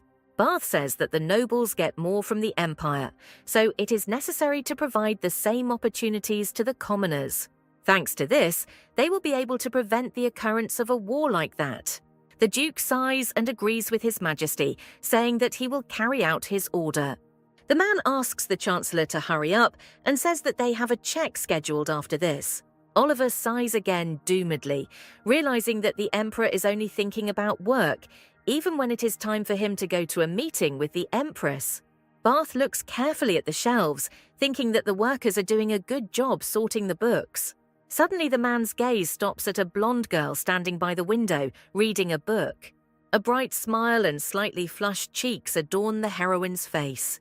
Suddenly the girl's face freezes in a shocked and incomprehensible state.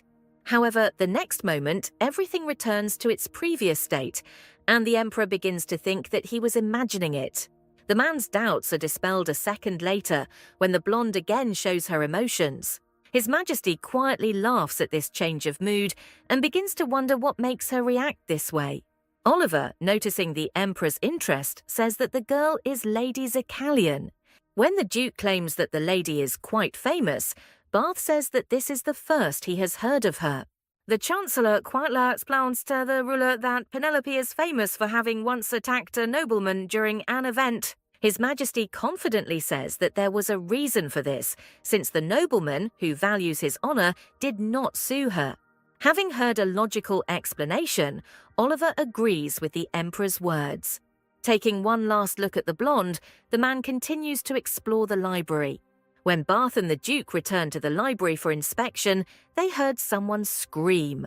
The guard at the entrance tells the elderly commoner that he cannot enter, but he shouts that the library is open to everyone in the empire. The audience, consisting of nobles, begins to laugh at the old man because of his appearance. The Emperor looks irritated at the guard who is not following his orders. Penelope stands next to His Majesty and displeasedly says that he has no right to shout at an elderly man. Oliver tells Bath that he will prepare the documents later, as they are currently doing the verification. The blonde woman approaches the man and he apologizes for the inconvenience, saying that he will quickly deal with the commoner. Pepe throws the old man's bag over his shoulder and pulls him by the hand into the library, saying that she will sort it out herself. The Emperor looks at the girl in disbelief, amazed at her actions. The guard tries to reason with the Baron's daughter, reminding her of the behavior of a commoner. However, the heroine interrupts the man, saying that according to the Emperor's decree to allow everyone into this place, he has no right to kick out the old man. The girl asks the guard what could be more important to him than the imperial order. Realizing his mistake, the man bows, allowing the older man to enter. The old man thanks the blonde, to which she asks him next time not to bring so many things with him and to work on his etiquette. The Emperor looks at the girl in fascination, and a slight blush can be seen on his cheeks. Hearing His Majesty's story, Penelope blushes, surprised that he came to such a place. Bath says that Pepe is very caring towards the weak and has an unwavering belief in what she believes is right. The Emperor crosses his fingers with the main character and claims that he knew from the very beginning that she would share his views. The Baron's daughter looks away in embarrassment, saying that she doesn't consider herself amazing. The ruler says that he not only wants Penelope to become Empress, but also wants to be real with her. Bat says that every time he closes his eyes, he sees not only Labat's victory, but also a huge number of people killed. Since the war ended, the man has not been able to sleep properly for a single day. However, His Majesty says that he slept peacefully only once, namely on the night he spent with Penelope. As an emperor, Bat told a lot, but after he met the heroine, he finally understood his happiness. Silverhaired claims that he is not as strong as he seems, so he asks the girl for help. Pepe looks into the ruler's eyes, thinking that such an ideal person has his weaknesses. The blonde hugs the man, wanting to show that she is on his side. Jewel clutches the letter in her hands, angry that her ally made a mistake. The girl bites her nail, thinking that now she will have to take everything into her own hands. Someone behind the black-haired woman tells her that she still has this terrible habit. When Jewel turns towards the stranger, he sees in front of him a man with hair as black as pitch. The man who enters grins and greets the girl, calling her sister. The black-haired woman says her brother's name, Wilson, with horror in her voice. The emperor sits calmly at his morning meal, enjoying the taste of a juicy steak. After the main course, Oliver serves His Majesty tea. The Chancellor looks at the silver-haired man in amazement, surprised that before he always ate only eggs for breakfast and drank black tea. The Duke happily tells Bath that he has developed an appetite lately. Having guessed the reason for such changes, Oliver asks the Emperor if anything good happened on their date the day before yesterday. His Majesty smiles, remembering that very night when the blonde woman tenderly embraced the man on the church tower. Realizing that he is right, the Chancellor smiles knowingly. Bath warns Oliver that he and Penelope will soon have a ceremony. The Duke is amazed and asks if the lady has given her consent, to which the Emperor answers in the negative, but he will not marry anyone other than her. Oliver worriedly asks to reconsider His Majesty's wedding with the Baron's daughter. Bath asks in bewilderment what Chancellor Varta means. The man says that if Penelope becomes Empress, there will be unrest among aristocrats. However, it is not only the nobles, but also the fact that His Majesty sent Princess Jewel away, thereby worsening relations with Turan. And in such a situation, Batu will have to deal with enemies both inside and outside. Oliver asks the silver-haired one to postpone the wedding. However, this proposal is immediately stopped by His Majesty, who reminds who is the Emperor in this state. The man says that he understands the Chancellor's concerns, but the noise caused by the choice of the Empress will be in any case. The aristocrats will demand even more from the ruler, so this time he wants to do everything right. Bath, he as a ruler and a man, does not want to hesitate here. Oliver realizes that His Majesty has already decided everything for himself. The Chancellor bows to the silver-haired man, saying that he will do as the Emperor wishes. A subject enters the room, reporting that the envoys who arrived from Turan yesterday are awaiting an audience. The Duke warns Bath that the messenger introduced himself as Prince Wilson. Prince Turan enters the throne room and greets the Emperor. The silver-haired one asks His Highness what business he came all this way for. The man says he came for the annual tribute discussion and wanted to know how his sister was doing. The Emperor grins at the prince, saying that in the last 10 years he has never been interested in the princess. The black-haired man smiles and says that this is just gossip, and, in fact, he was worried that Jewel might be uncomfortable here. Bath informs His Highness that the decision has been made to expel the princess from the estate. To this news, Wilson congratulates His Majesty on his recent engagement. The man with feigned uncertainty says that the silver-haired bride is the daughter of a baron. The Emperor shudders at these words. Seeing that Bath is starting to lose his temper, Oliver tries to calm him down. The black-haired man continues and mockingly wishes the man a happy and very long family life. This concludes the audience with the ambassadors of Turan. The Emperor looks for a very long time at the door from which Prince Wilson came out. In the silver-haired man's thoughts, the scene with the burning city replays again and again. And the black-haired man watches this with a cruel smile on his face. A worried room from side to side. The door to the room opens sharply, causing the girl to flinch. The princess runs up to her brother, asking if the Emperor has spoken about her. Wilson glares at Princess Turan, saying that he did not give permission to speak to him. The girl immediately apologizes to the prince for her mistake. The black-haired one checks with his sister whether the girl to whom Bath is engaged is the daughter of Baron Zicalian, as she said. Having received a positive answer, the man remembers the serious face of the Emperor at the moment when Wilson spoke about Penelope. The prince asks Jewel who is considered the most important among the aristocrats. The princess replies that the Marquis of Genia is considered to be in charge, but in fact it is Count Baemon. The black-haired man asks his sister to follow that girl and tell her that he would like to meet her. Dropping a chess piece, Wilson grins ominously, anticipating how the Emperor's face will contort when he loses what he holds dear. After a while, the man rummages through his trouser pockets and remembers that there is something in them. In the black-haired man's palm lies a small candy that he received from a fair-haired girl. The prince puts the sweet in his mouth, but immediately spits it out due to the strange taste. In the man's thoughts, the image of that stranger pops up who says that the main thing in life is to eat deliciously. Wilson unwraps the new candy and sheepishly begins to chew it, noting that it doesn't taste the best. The Zakalian family members, Rubia and the Emperor, gathered together in the Zakalian estate's dining room. Bat thanks the main character's parents for such an unexpected invitation. Penelope looks at her friend carefully, wondering why she is now eating with them. Pepe again remembers that very night on the tower and realizes that now she is ashamed to look into Bata's face.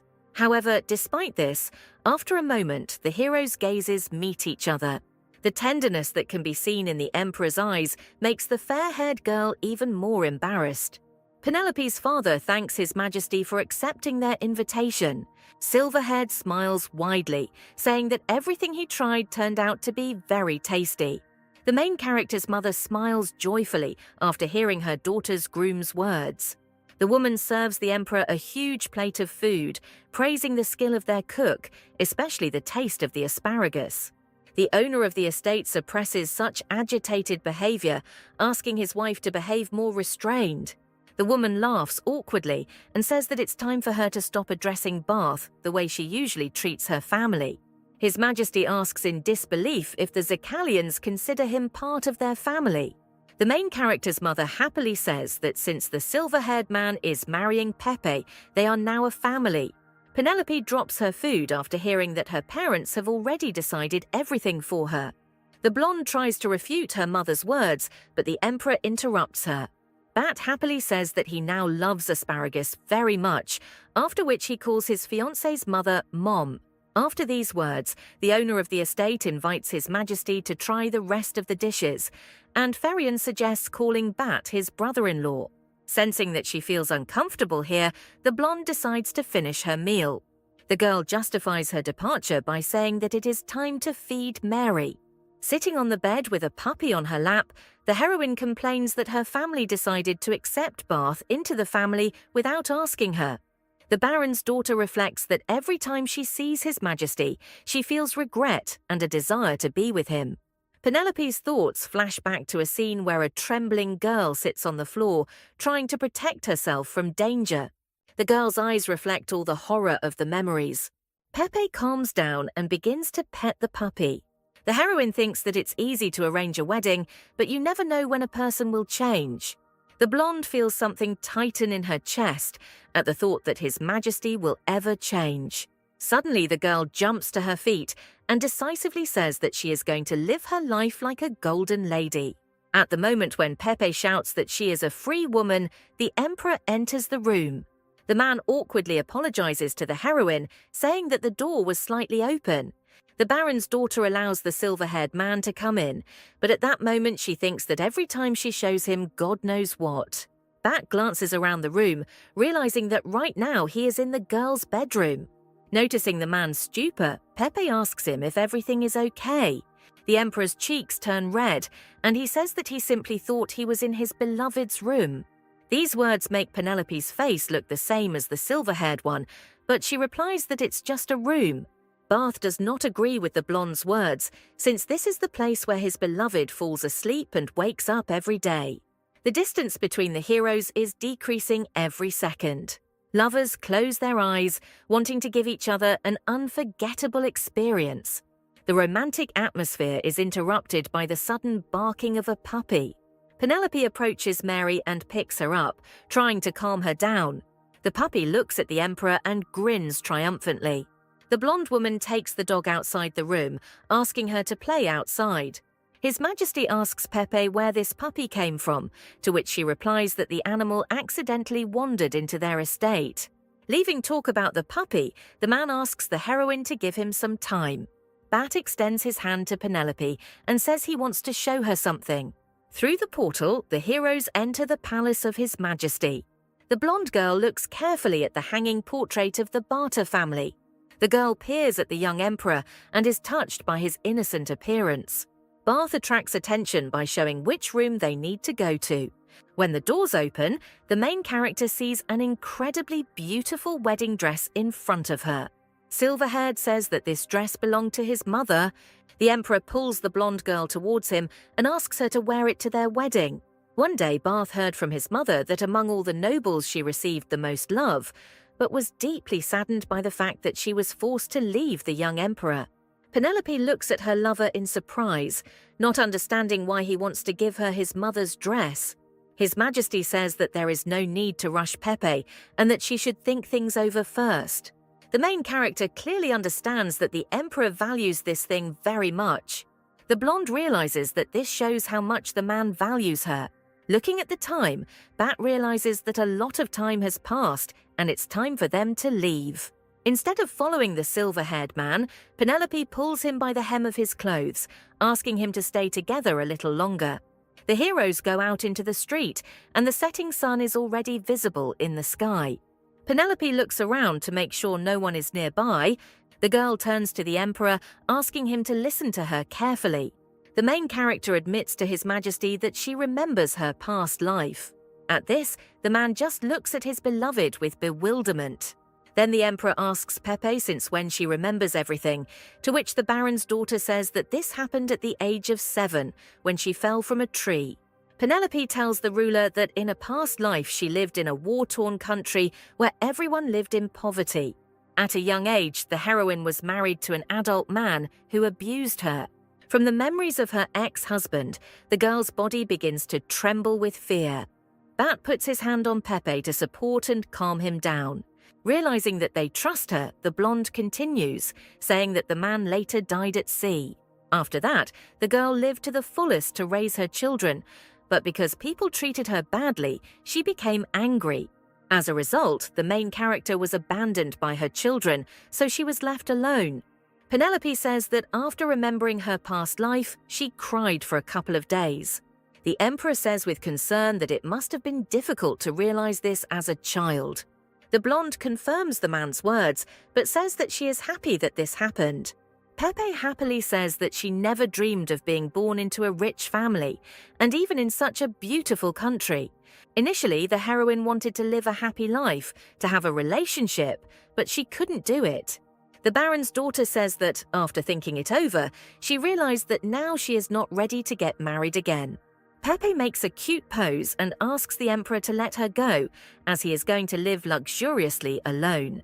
After her story, the girl wonders why the ruler still hasn't said that she's crazy and hasn't run away.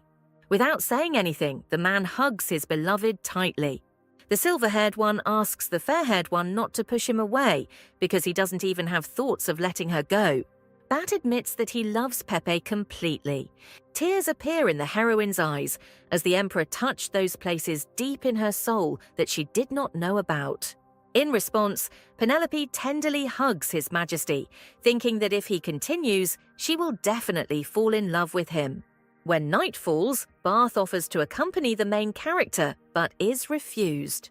The fair-haired one says that if she returns with the silver-haired one, then there will be real chaos in the house. Realizing that he cannot convince the girl, the emperor kisses her goodbye on the cheek. This unexpected action causes Penelope's face to turn bright red. While the heroine is walking home, she reflects that after telling her secret, she felt much better. However, the joy disappears when in the distance the girl sees a house engulfed in fire.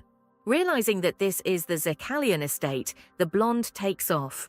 When Penelope runs to the gate, she hears her brother say that their mother has not yet left the building. The heroine approaches Ferian and asks what happened, to which he joyfully exclaims that his sister is safe. The trembling maid says that when they were at the exit, Mistress Zekalian said that she had to take something from the estate, so they went without her. Blonde worriedly asks the maid how long it has been since her mother returned to the building. After hearing that this happened 5 minutes ago, Penelope decides to try and get Ms. Zekalian out. Ferian is about to do the same and is about to inform his sister of his intention, but at that moment she pours water on herself. The baron's daughter runs inside the estate, covering her nose with a handkerchief, and asks her brother to put out the fire. Walking a little further through the building, Pepe hears someone coughing nearby. When the heroine turns in that direction, she sees that her mother is lying there. The blonde lifts the woman up and begins to bring her to her senses. Pepe ties a scarf over his mother's face so that she will no longer breathe smoke.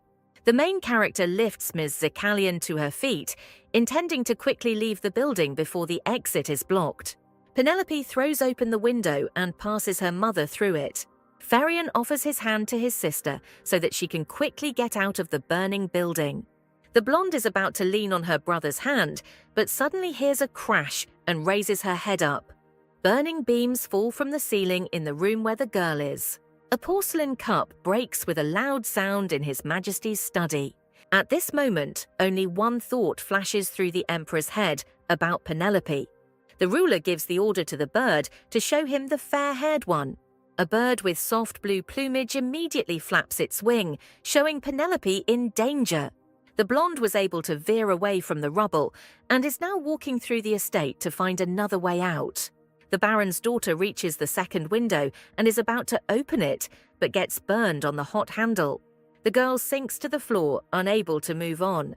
Penelope sadly thinks that her death will not be in vain. Tears appear in the blonde's eyes from the realization that she is not ready to die right now. The image of a silver-haired man pops up in the heroine's thoughts. Closing her eyes, Pepe thinks that if she dies, then Bat will be left alone again. Feeling something, Penelope opens her eyes and sees someone's silhouette in the distance, thinking that it is the Dark Reaper who has come for her. However, the heroine's consciousness becomes cloudy and she loses consciousness. The Emperor uses magic to protect the girl from the fire. Thanks to the ruler's ice magic, all the fire in the estate finally goes out. Barth picks up the Barona's daughter and soothingly tells her that she can now be calm. The man remembers Wilson and thinks that it was he who did this to the blonde. The head of the aristocracy, Count Bayman, says in disbelief that the Prince of Turan decided to commit arson. The black-haired man grins and says that he expected a lot from the head, but is surprised that he only cares about arson. Count Bayman reports that they had an agreement with His Majesty on peaceful coexistence, and this is a direct declaration of war. To this, Wilson threateningly says that the head cannot treat the Crown Prince of the state of Turan like that. The black-haired man approaches the man and tells him that the Emperor was secretly collaborating with Turan. When Count Bayman begins to leave, His Highness suggests that he quietly begin to create an alliance if he does not want to start a war. After this, the black-haired man gives the order to prepare a carriage for him. The prince reflects that Barth definitely went to save the blonde, which shows how dear she is to him.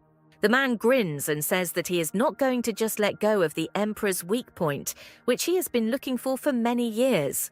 His Highness decides at all costs to cause the silver-haired man the same pain that he caused him. The main character's close people gathered in her bedroom, worried about the girl's condition. The doctor tells the Emperor that all of Penelope's vital signs are normal, so she is not in danger. Now they just have to wait patiently for Pepe to wake up. Farion excitedly asks the doctor how long it will take for his sister to wake up. The man regretfully says that he does not know this, since this can happen either in a couple of days or after a month. From such news, the mother of the main character loses consciousness. Farion and his father take the woman to the bedroom so she can recover from the shock. Left alone with his sleeping beloved, Bat looks at her with sadness in his eyes. The Emperor apologizes to the girl for letting her go when he should have followed her. The man reflects that even though I feel enormous guilt and self-loathing, he cannot let Penelope go. Silverhaired tells Pepe that he will wait for her even after decades. The main character finds herself on the seashore, and an incredibly beautiful sunset spreads out in front of her. The blonde girl looks in surprise at the place where she ended up in an unknown way. Penelope looks around and remembers the last time she was in a burning house. Suddenly, the girl realizes with horror that she is most likely dead. The Baron's daughter takes the stone in her hand and does not understand what this object is doing on the beach in the afterlife. The blonde woman with sadness in her voice says that she planned to live quietly and retire. After this, the heroine laughs because she still lived well, although not for so long. However, then tears appear in Penelope's eyes. Not far from her, Pepe hears a sound and thinks that there is someone else here besides her. Seeing who is standing next to her, the blonde girl jumps up in fear. Her ghost from a past life looks at the heroine emotionlessly. Seeing Penelope, the ghost sighs in disappointment. The girl irritably says that she wanted to continue enjoying this view, and the blonde one prevented her by doing something wrong. Pepe indignantly asks what she did. The fair-haired woman explains that she is unhappy that the Baron's daughter lived short and in hunger. Penelope disagrees with this, saying that although she died absurdly, she lived a decent life. The girl grins, because there is nothing worthy in the fact that they always die of hunger. The ghost says that the heroine shows that she regrets something. The fair-haired girl points to a handkerchief specially laid out earlier for the fair-haired one. The girl offers to sit down and tell her what is eating Penelope. Ferian and his father stand next to Lady Zakalian's bed. The fair-haired man anxiously tells his mother that she has not eaten or drunk for 4 days. An exhausted woman blames herself for what happened to her daughter. The man reassures his wife, saying that it is not her fault, but the woman still continues to curse herself. Ferian's hands begin to tremble with anger because he cannot do anything at a time when his loved ones are feeling bad. Ruby enters Ms. Zakalian's room. The red-haired woman smiles friendly at the woman and says that she brought food. The main character's mother tries to refuse the offer, but stops short when she sees the radiant smile of Count Bayman's daughter. The girl says that she specifically asked the chefs to make Zakalian's favorite dish. Ferion supports Rubia, reminding her mother that Pepe always said that food is the most important thing in life. The owner of the estate tells his wife that if their daughter saw her in such a state, she would be in great pain. Although reluctantly, Mrs. Zakalian agrees with her loved ones. Ruby informs those present that she will bring everything now, to which Ferion offers to help the girl. In the kitchen, the heroes work together to serve hot food for Mrs. Zakalian. The fair-haired one apologizes to the red-haired one for the inconvenience caused since their courtiers are now on vacation. Ruby says it's okay because the Ori will just take what's already cooked. Ferion once again apologizes to the Count's daughter, but this time for the fact that she has to worry about his family. Red Hair says that the Zakalian family is like family to her, so she's happy to do this. Rubia reminds her that she is Pepe's friend and wants to help her, so the girl doesn't need an apology. The Count's daughter asks Ferion to rest while she takes the food to his mother. The Baron's son sheepishly thanks the red-haired woman for helping them. As Ruby leaves, the blonde remembers that it's been 5 years since they first met. Ferion thinks that Rubia comes from the Honourable Bayman family, and he only dares to touch her feet. The young man begins to worry, because if his sister takes the title, then his goal may be achieved. The blonde one grabs his head, reproaching himself for such thoughts. In the window, the Baron's son notices the Emperor along with his assistant. Bat asks the Chancellor what he managed to find out. Ferion understands that His Majesty and the Duke will now have some important conversation, so it's time for him to leave. However, thoughts of leaving disappear when the blonde hears that Oliver knows who is behind the arson. The young man hides next to the window, wanting to find out who did this to his family. When the Chancellor reveals that Count Bayman is the instigator of the fire, Ferion's face reflects only shock and incomprehension. The blonde man clenches his fists, still not believing that this man turned out to be Rubia's father. The young man decides to go to the Emperor to find out everything. Ferion, his eyes burning with fury, asks His Majesty and the Duke if what they just said is true. Oliver responds positively, saying that the intelligence results so far are as follows. The blonde man turns away, gritting his teeth tightly in anger. The young man walks through the estate in the direction where the red-haired woman is now. Having almost reached his goal, Ferion wonders what to do next, since Rubia is not involved in this. Penelope's friend comes along and tells the Baron's son that he should have rested longer. Feeling the growing anger inside, the blonde asks the girl not to touch him now. Thinking that Ferion is still uncomfortable with her help, Rubia reiterates that it is not difficult for her to take care of his mother. The young man does not listen to the red-haired girl and shouts at her to leave. Not expecting such a reaction, the girl shudders. Ferion warns Ruby not to come to their house again, as he will deal with his family's problems himself. Count Bayman's daughter screams that he doesn't want to do this and doesn't understand why the fair-haired man began to behave so aggressively. To this, the Baron's son answers the girl in a cold tone that this does not concern her. Rubia says that 5 years ago the young man also, without saying a word, made up a lot of things for himself. The red-haired woman does not understand why Ferion recently thanked and hoped for her help, but now sets boundaries.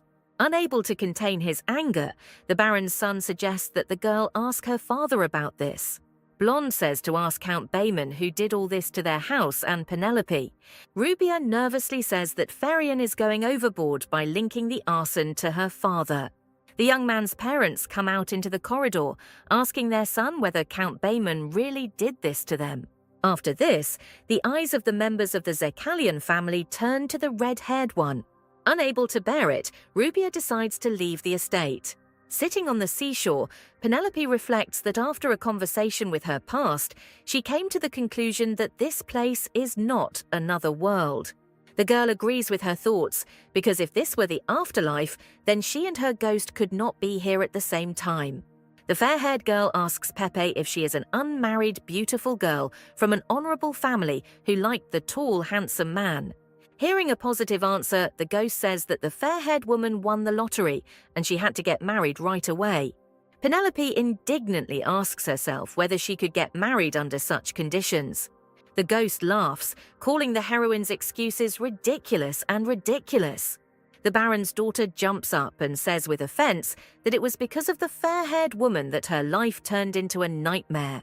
The fair-haired girl looks at herself in bewilderment, asking why she is to blame for the fact that the fair-haired one could not live this life well.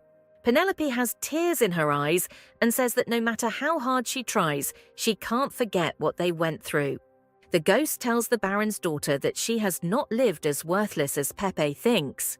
The girl proudly declares that she was very hardworking and even successfully married her youngest daughter.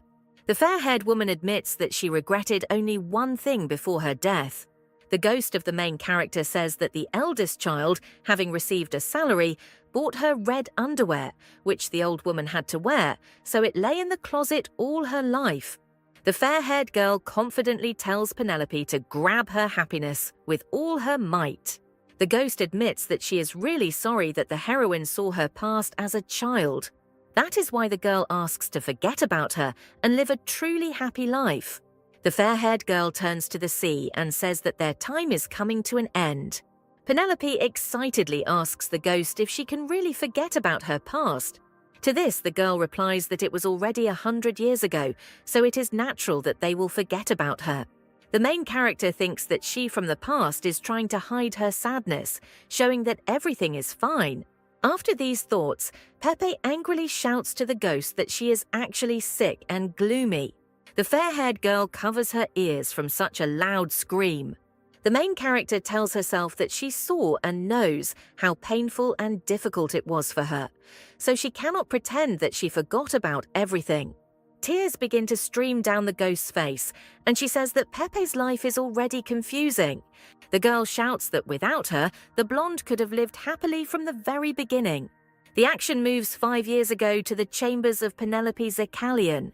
The heroine is crying, pressing her knees to her face because she hit a man at the reception.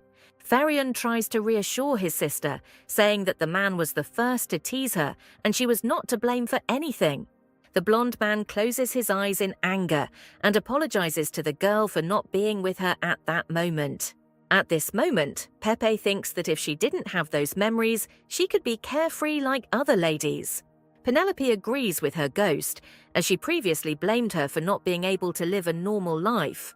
The fair-haired girl frowns when she hears that all the troubles that happened to the heroine were due to the fact that she remembered everything. The Baron's daughter admits that she was often visited by thoughts that she would be better off living alone. After this, Pepe takes the ghost's hands in his own and says that she was wrong. Despite Penelope's character and behavior, she is still surrounded by people who are always happy to see her. The girl even has a man who, knowing her secret, confessed his love to her. The main character smiles and says that she is just a special lady who remembers her past life. The blonde warns the ghost not to even think about disappearing from her head. The fair-haired girl begins to laugh, saying that she never thought that she would be asked to stay. A gentle smile appears on the girl's face, and she sincerely thanks Penelope. After this, the ghost enters the water, asking to follow her. Seeing the hesitant look of the Baron's daughter, the fair-haired woman says that she definitely won't die from this. When Pepe touches the water, everything that previously surrounded her turns into a clearing with flowers. The ghost of the past extends his hand to Penelope and tells her that they need to hurry to the people she loves. The next moment, the Baron's daughter suddenly opens her eyes, finding herself in her bed. The eyes of the heroine's brother and parents, filled with excitement, look at her carefully. Seeing that their loved one has woken up, the Zekalian family begins to cry with happiness. His Majesty the Emperor runs into the girls' chambers. Finding himself next to Pepe, the man immediately hugs his beloved tightly. Bat, in a trembling voice, thanks Penelope for returning to them. In response, the blonde girl hugs the Emperor and joyfully says that she is finally home. At the same time, a lady in a night-colored dress arrives at the estate. After meeting Penelope, His Majesty returns to his palace using the portal. The man exhales when he finally realizes that his lover has woken up. Barth thinks about Count Bayman, remembering that during the meeting he had no disagreements with him. The Emperor understands that the red-haired man is absolutely not a radical person, so he did not dare to do this alone. Walking down the corridor, Barth sees Wilson ahead, the real instigator of the incident. The black-haired man notices the ruler of the state of Labat and bows before him. The man asks His Majesty why he is so concerned that his face has become very drawn since the last meeting. The silver-haired man passes by the prince, clarifying since when he began to be interested in his well-being. To this, Wilson recalls the unfortunate incident that happened to the Emperor's bride. At the same second, compressed air envelops the prince's hands, causing him pain. It was Bat who used his magic to point the black-haired man to his place. The man reminds His Highness that from the moment he sets foot on the soil of Labat, his life is in the hands of the Emperor. From these words, Wilson begins to tremble with anger.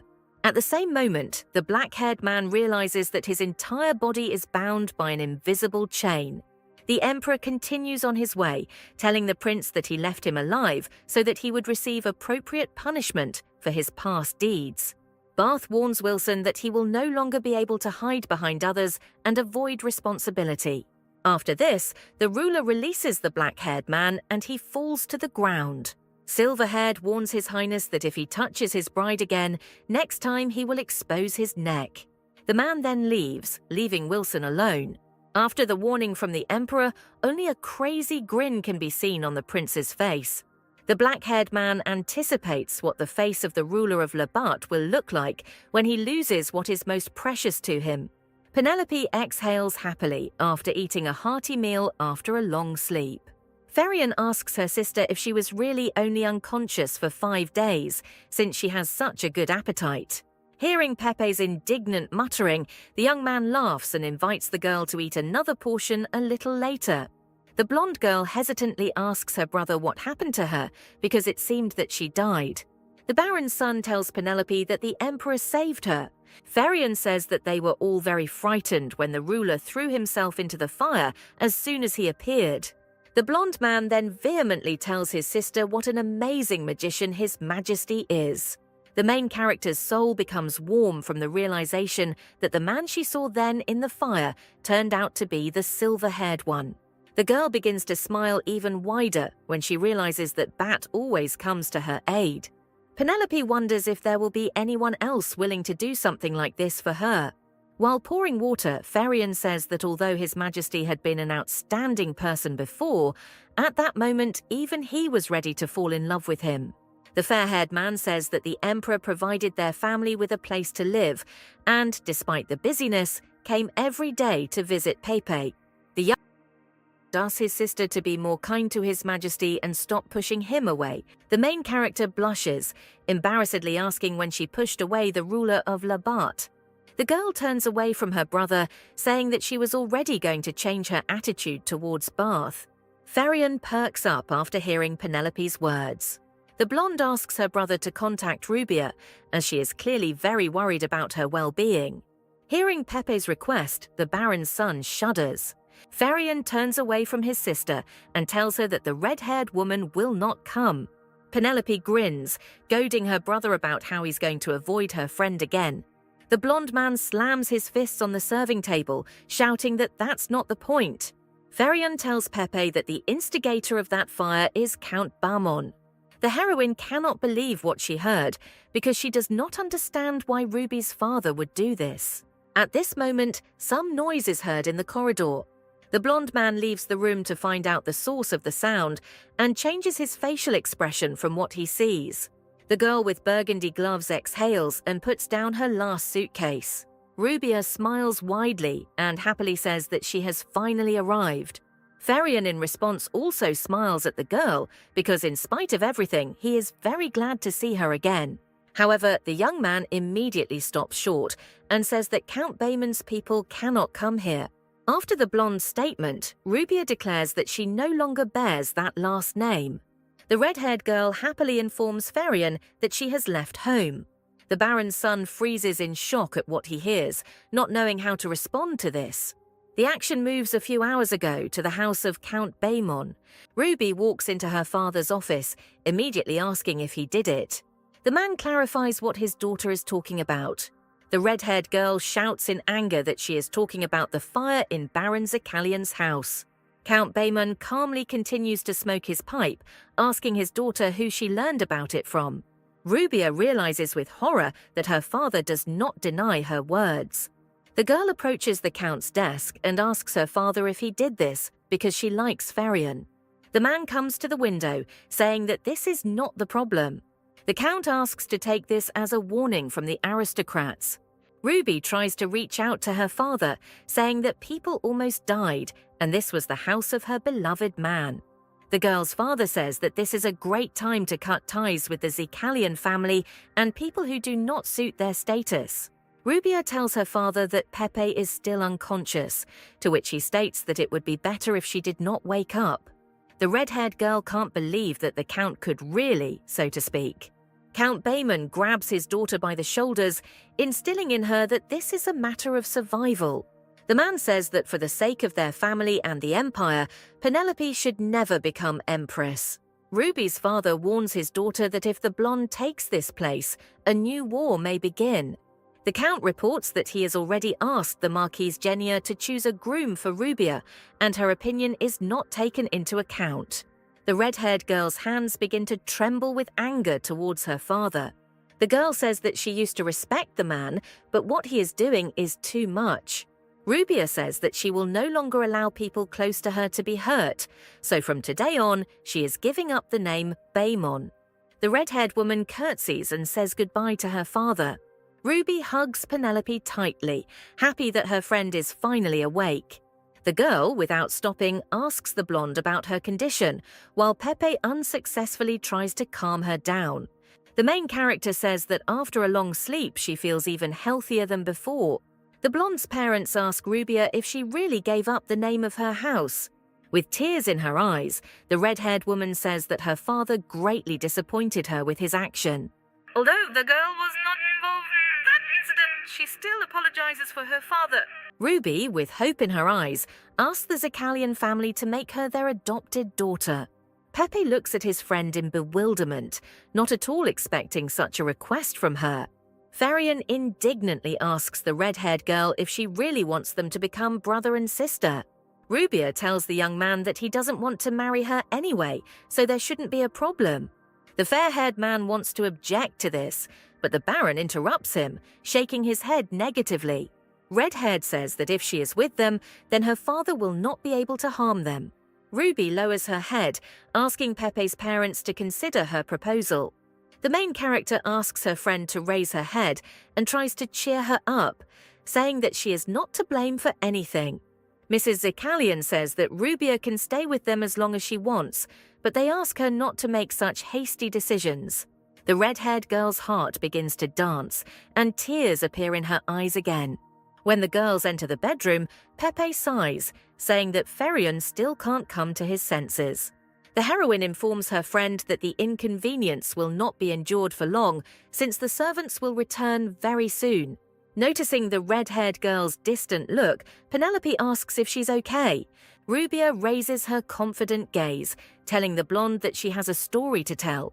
The girl tells her friend that this fire incident was organized by the aristocrats to prevent her wedding with His Majesty. Ruby warns the blonde that if their wedding takes place, then, as she thinks, a new war may begin. Now Penelope realizes that the fire occurred because of the status of Empress, which she so much does not want. Tears begin to well up in the heroine's eyes, since she never wanted to rule, and these thoughts, on the contrary, weighed on her. Pepe angrily shouts that her family shouldn't have to suffer so much because of their unwanted status. Rubia asks her friend to come to her senses, because in such a situation you need to be more courageous. The blonde one asks the girl blankly what she can do. The red-haired woman puts her hands on Penelope's shoulders and says in a serious tone that she needs to become an empress. Pepe hesitantly says that this status will make the situation even more dangerous, to which Rubia says that is what they need. The Count's former daughter says that His Majesty will not be able to protect her from all dangers. Ruby says that if the blonde wants to protect herself and her family, then she must become an empress and take everything into her own hands. The redhead says understandingly that this is a really difficult decision, but she doesn't have much time to think about it. Rubia confidently says that Penelope will have to make a choice. In the evening, Ferion is watching from the balcony leading to the bedroom of the Count's former daughter. Suddenly, the girl herself appears on the balcony, causing the blonde man to abruptly turn away from him. After some time, the door closes and the Baron's son finally exhales. Scratching the back of his head, Ferion berates himself for still not apologizing to Rubia. Suddenly, a voice calls the young man, addressing him by name.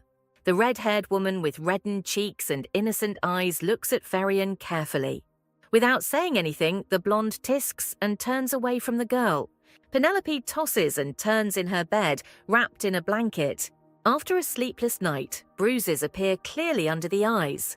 The girl thought all night about Rubia's words regarding the status of the Empress. Pepe is not sure that she can live up to the status of an Empress, and does not know whether she truly loves His Majesty.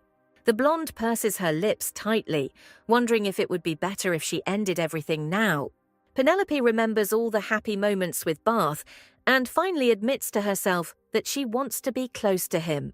The heroine wants to become a support for this lonely and struggling person. The blonde one hits the bed out of confusion as to what she should do. In the girl's thoughts, the words of the ghost of the past emerge, who told Penelope to grab a happy chance. The Baron's daughter slaps herself hard on the cheeks, after which her eyes fill with determination. Oliver comes into His Majesty's office to report that a guest has come to see him.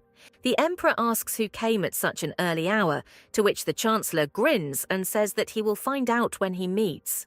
The ruler of Labat leaves the room and flinches when he sees who has decided to visit him. Penelope, dressed in a baby blue dress, wishes Bath good morning. Already sitting in the living room, the fair-haired girl apologizes for coming so early and distracting her from some business. Silver-haired is interested in the girl's health, recommending that she rest a little more, to which she says that she has been resting for a long time. After this, the main character in a serious tone declares to the ruler of Labat that she has something to tell him. Penelope smiles brightly and says that she heard that it was Bath who saved her from the fire. The blonde bows to His Majesty, thanking him for his help. Bat smiles sweetly and says that he should thank Pepe for bringing her back to consciousness. The heroine admits that she actually knows who the instigator of this incident is.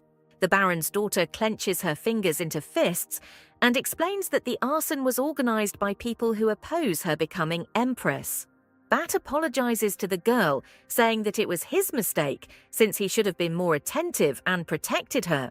Penelope says that she was really scared because such a high status and a wedding are already so difficult for her, and then there is a threat to the lives of her family members. Bat understands that the blonde almost lost her life, so asking her to stay with him would be too selfish. Suddenly, the main character takes the man's hand and confidently says that she agrees to become an empress.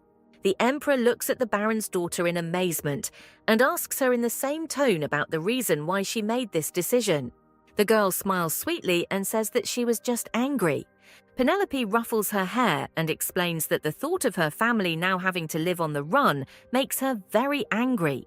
The blonde girl gets angry and shouts that those unscrupulous people who set fire to their house are now living carefree while her family leads such a lifestyle. Pepe declares that she will make those who brought so much suffering to her family cry tears of blood. Bat smiles and asks the blonde if she decided to marry him to protect her family. When asked by the emperor, Penelope nods positively and says that His Majesty is also a member of her family. The heroine admits that she still doesn't understand whether this is love. However, the girl sincerely wants to become support for the ruler of Labat. Bath smiles, thinking that even though he accepts the marriage proposal, Pepe doesn't know how he feels. The emperor likes that despite everything, Penelope remains a very honest person. His Majesty takes the main character's hands in his and sincerely thanks her for agreeing. Jewel screams hysterically at her minion over the news that Lady Zekalian visited the ruler of Labat this morning. The girl begins to nervously walk around the room because she thought that Penelope was still unconscious. Princess Tirana asks the servants what the emperor and the baron's daughter were talking about, but she is told that none of the servants remained during that conversation. Jewel angrily throws a cup at the man, calling him useless. The servant immediately leaves the room, and meanwhile the black-haired woman is furiously thinking that Penelope should have burned in that fire. The girl clenches her teeth and says through them that if this continues, then His Majesty will actually marry the baron's daughter. The next second, the entire service that was on the table next to Jewel flies to the floor. Hearing a noise from his sister's room, Wilson decides to check what's going on there. The girl runs up to her brother and tells him that the blonde has regained consciousness. Jewel says that the emperor cannot marry the heroine, since she waited for him for 10 years and suffered many humiliations as a hostage. However, Prince Turan reassures his sister, saying that this is just a wedding, about which there is no need to make unnecessary fuss. The black-haired woman begins to object to her brother, but when she sees his irritated, blood-scarlet eyes, she immediately falls silent. Wilson leans over to his sister and tells her through clenched teeth that he is already tired of enduring her eternal whining. The man turns away from the princess and says that he hopes the emperor has a safe wedding. Jewel asks his brother what he means.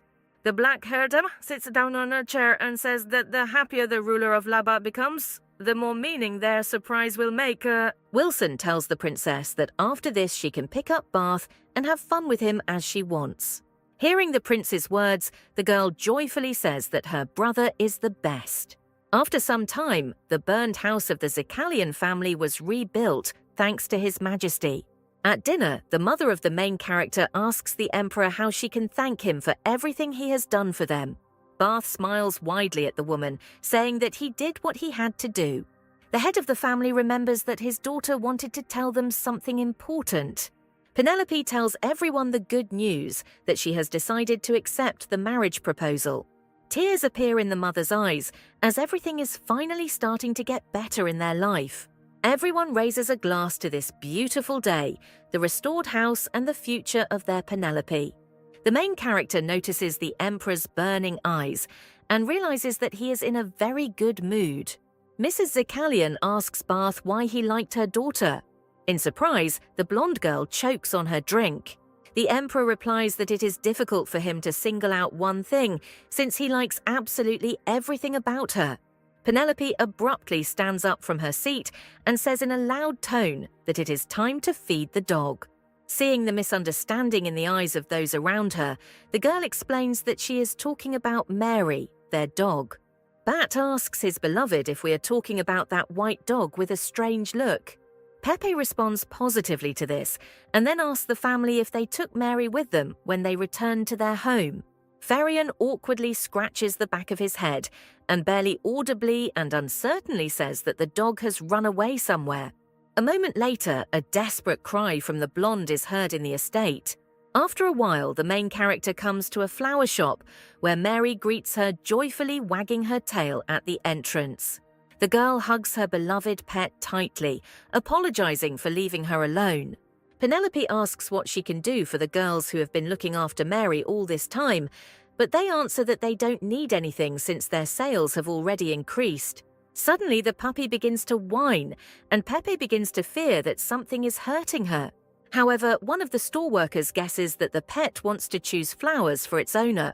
The main character is surprised by the girl's words, but she explains that Mary chose flowers that suited each guest. The puppy takes out a bright red rose from a vase and brings it to Penelope. The blonde woman thanks her pet for such a beautiful flower. The store employee offers to choose flowers to decorate the bouquet and suggests that guests usually choose gypsophila. The Baron's daughter's gaze stops at a beautiful, multi-petaled flower. The heroine remembers how she walked with her past self through the field where exactly these snow-white flowers grew. Penelope points to this plant and asks the girl to combine them with roses. The blonde woman comes out of the store with a beautiful bouquet and a puppy in a basket. Suddenly, not far from him, Pepe sees a large crowd of people next to some store. The Baron's daughter notices that the place is a bakery that sells her favorite garlic cream buns. However, you cannot bring animals to this bakery, but if the girl returns to the flower shop, all the buns will be sold out. The blonde sighs in disappointment, realizing that today she definitely won't try her favorite product. Suddenly, a familiar face passes next to the main character. The black-haired man also pays attention to the girl, remembering that she once gave him candy. Penelope asks the man if they have met before. Having received a positive answer, the Baron's daughter gives Wilson a basket with a puppy so that he can look after it. Pepe leaves the shocked man in a stupor, promising to buy him something too. Girls passing by are touched when they see a guy waiting for his beloved with a bouquet and a puppy. Noticing the curious glances of passers-by, Wilson immediately scares them away with his angry gaze. The black-haired man begins to get angry because he is being made a guard and already wants to throw flowers on the ground. However, the man's hand stops as he remembers the sweet expression on the girl's face, who asked him to help her. Prince Turan's cheeks turn red, and now Wilson realizes that because of that strange stranger, he ceases to recognize himself. Sometime later, Penelope returns with a large bag of baked goods. The man is already holding out the girls' things to give them, but the blonde woman walks past him, offering to go and eat in the park. Wilson looks furiously at the stranger, not understanding why she is so stubborn. However, without saying anything, the black-haired man still decides to follow the stranger. As the heroes sit down, Pepe offers to try her favorite garlic bread, saying it's to die for. Having heard something about death, the man looks at the bread with disgust, thinking that there is poison inside. Wilson refuses the offer, justifying it by saying that eating on the street is vulgar. The main character irritably shouts at the black-haired man to quickly take the bread, otherwise her hand will fall off. As a result, a product with garlic ends up in the prince's hands, and the fair-haired woman continues to sit carefree next to him, enjoying the taste of fresh bread. Wilson puts down a small piece of the product, surprised that such a stubborn girl exists in this world. Suddenly, the man freezes in amazement as he feels the crispy texture of the dough and the perfect balance of cream and garlic in his mouth. Noticing that a new acquaintance begins to gobble up bread with garlic on both cheeks, Penelope asks him about the taste of the product. Blushing a little, Wilson replies that he usually doesn't eat plebeian food, but since the fair-haired woman insists so much, this time he will condescend. The main character thinks that even though the man looks like a normal bachelor, it is still clear from him that something is tormenting his soul. Pepe begins to worry about the black-haired man's condition, so he hands him another bread with garlic. Having eaten, the heroine exhales joyfully, noting that eating outside always tastes best. The fair-haired woman pays attention to the thoughtful man and guesses that he might have gotten some hair in his food. However, Wilson replies that this is not the case, and he is simply surprised that the bread turned out to be really tasty. The black-haired man tells the girl that he tried all the delicacies of the world, but never thought that they were tasty. Penelope speculates that this attitude towards food could be due to her mood. Remembering the past, the Baron's daughter says that it happens that you are happy to share even an ordinary bean with someone. And if you are upset, no matter how you set the table, it will not taste good. Pepe smiles and says that although it is important what you eat, it is much more important to eat in a good mood. The man's heart skips a beat from the realization that he feels joy when he is next to this stranger. Wilson wants to say something to the blonde, but is interrupted by the barking of a puppy. Realizing that Mary has become bored, Penelope suggests returning home. The Baron's daughter thanks her new acquaintance for today and asks him to be careful on the road. Wilson stops the girl, holding out a bag of baked goods. Pepe stops him, saying that this is a gift for his help. When the blonde one starts to leave, the black-haired one stops the girl again to ask her name. Prince Turan's cheeks turn bright red when Penelope tells him her name. Finally, the Baron's daughter asks the man to eat well and not say that he has no appetite.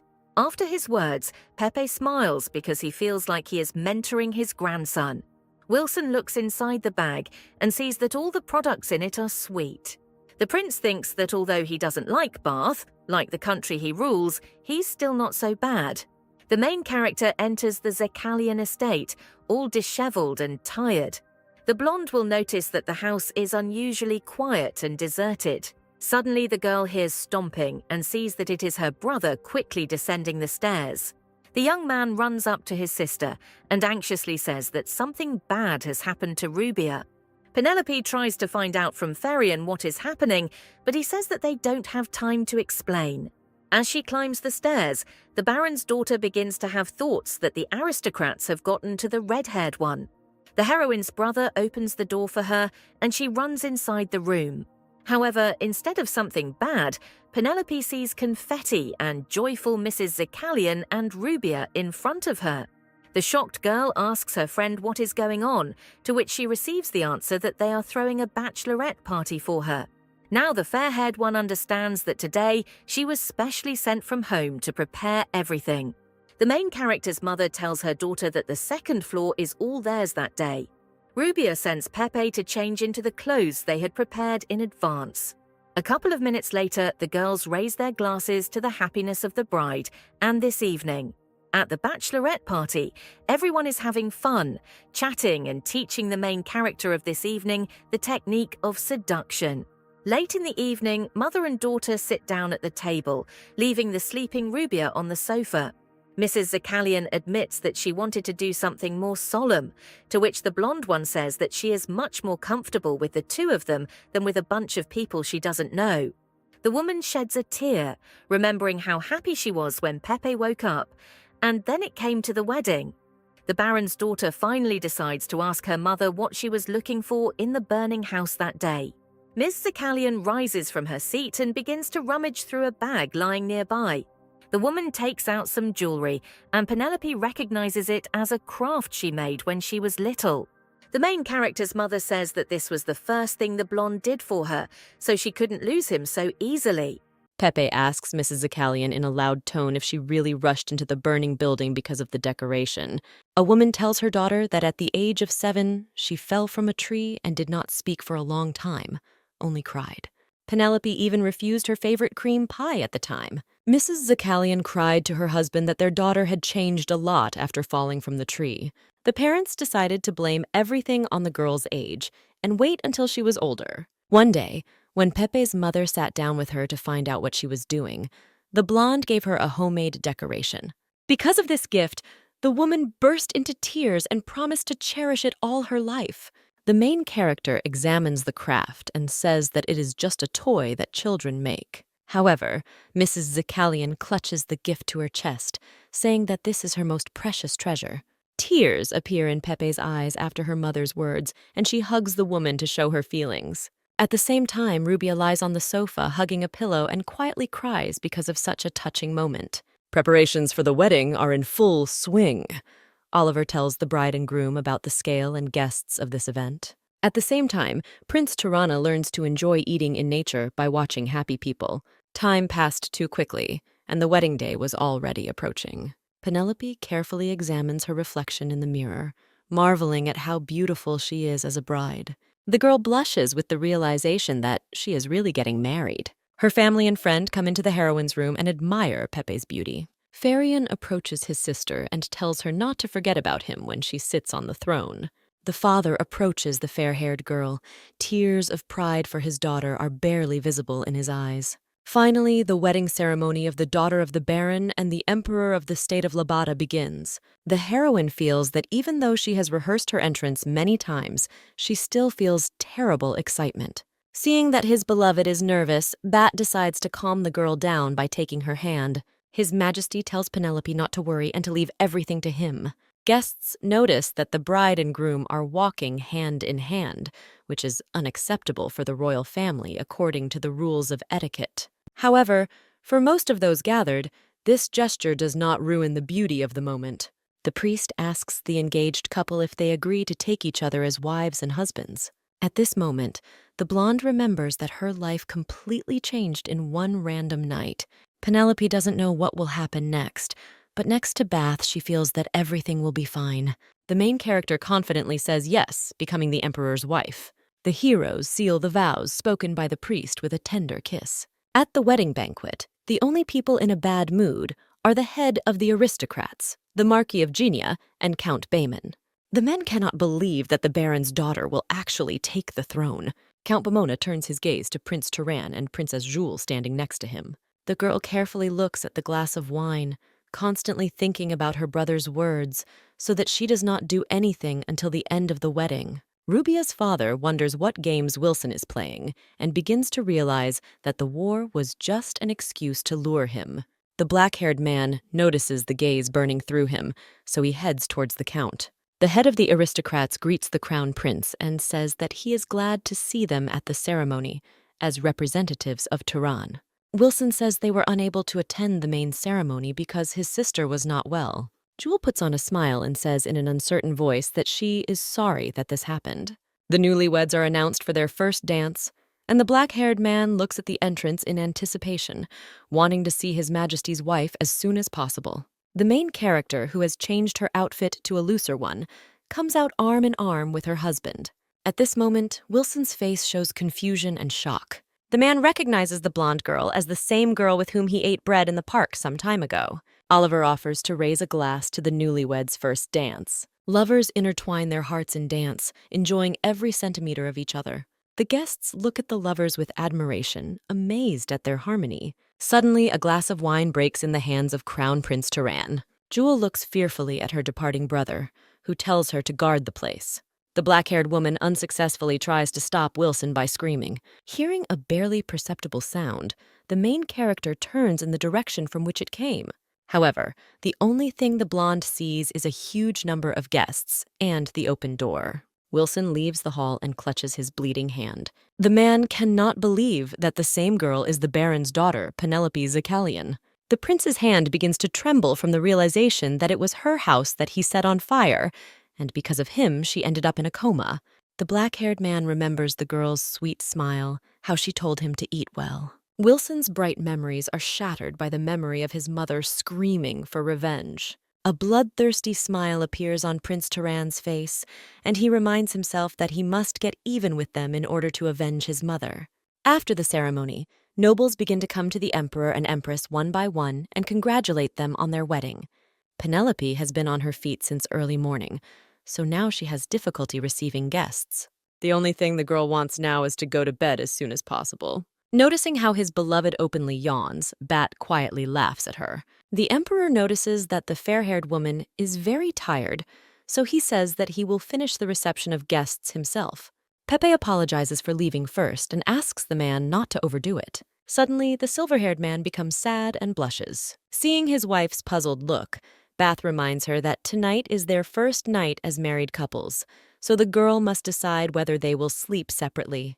Penelope is shocked by the question, realizing that now that they are married, they must make love. The empress is embarrassed and laughs it off, saying that the emperor has a good sense of humor. Bat decides not to return to this issue again, so he tells the girl that she can get to her room through the restroom. Having heard where she can quickly escape, the main character immediately rises from her seat. The man laughs at his empress's sweet reaction. The empress arrives at the appointed place, where she is met by two maids named Velis and Vicky.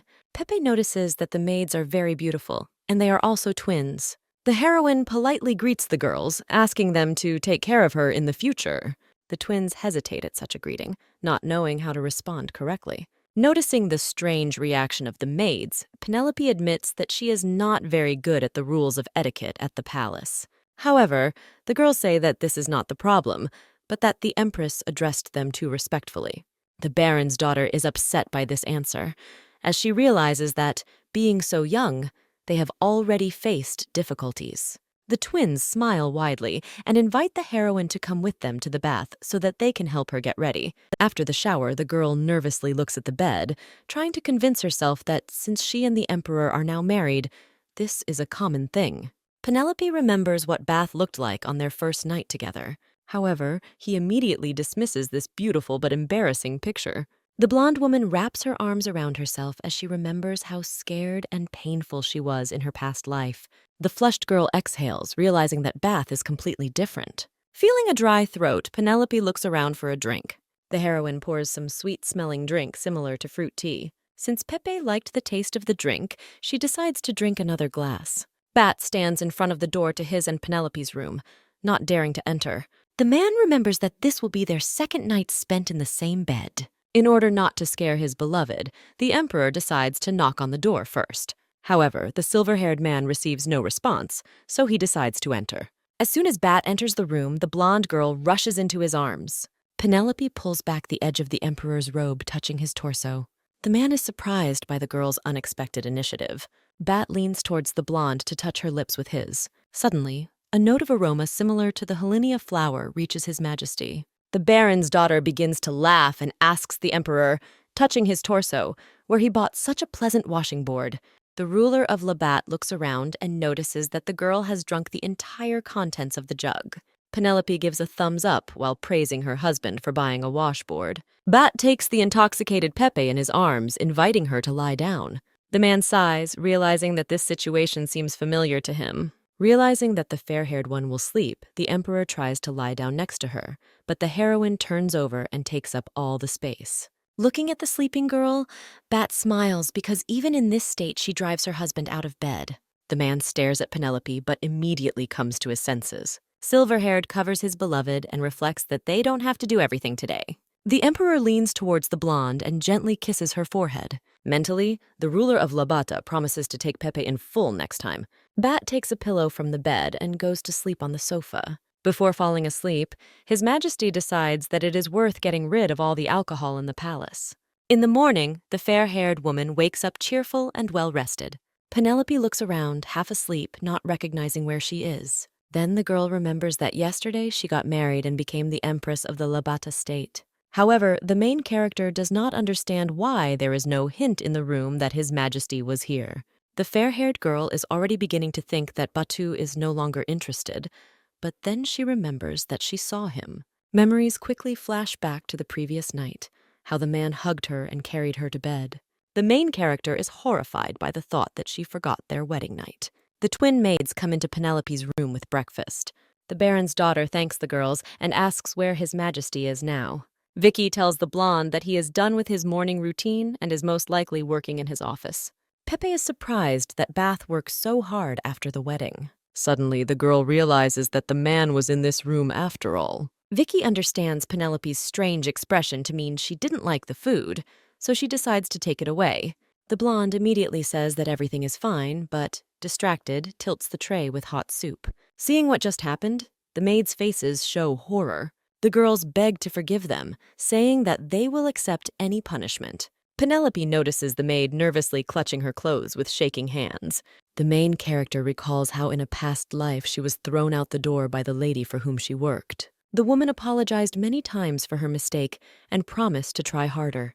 However, the fair-haired woman was kicked out of work along with her children because she could not compensate for the damage. The emperor climbs the stairs, walking towards his beloved's room. Suddenly, Bath hears screams coming from the place where the empress is now. The man immediately breaks into a run, fearing that Penelope is in danger. Pepe says that if a person repents, he must show it through actions. At the same moment, The girl pours a drink on her clothes, which causes the maids to scream.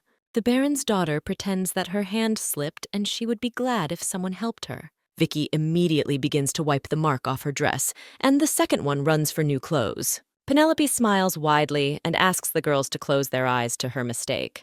The twins smile gratefully, realizing that the Empress did this on purpose to make them feel better. The maids begin to cry, so the main character goes to them to calm them down. Suddenly, the blonde makes a serious face, thinking of something.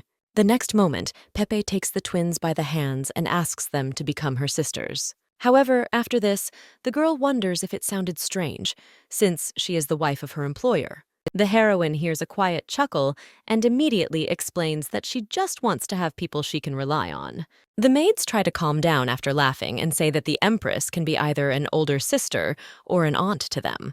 The girls then bow to Penelope, saying that they would be honored to become Her Majesty's little sisters. All this time, Bat stood behind the slightly open door, watching what was happening. The man thought about inviting the blonde to have lunch together, but cannot afford to interrupt their communication. The Emperor is once again convinced that Penelope is always able to surprise him. Before officially taking the throne, the main character decided to get used to the palace. Pepe asked the twin maids to give her a tour of the entire palace in order to better navigate it. The girls explain that the first part of the palace is intended for meetings, the second is for them with the Emperor, and the third is for guests from other countries.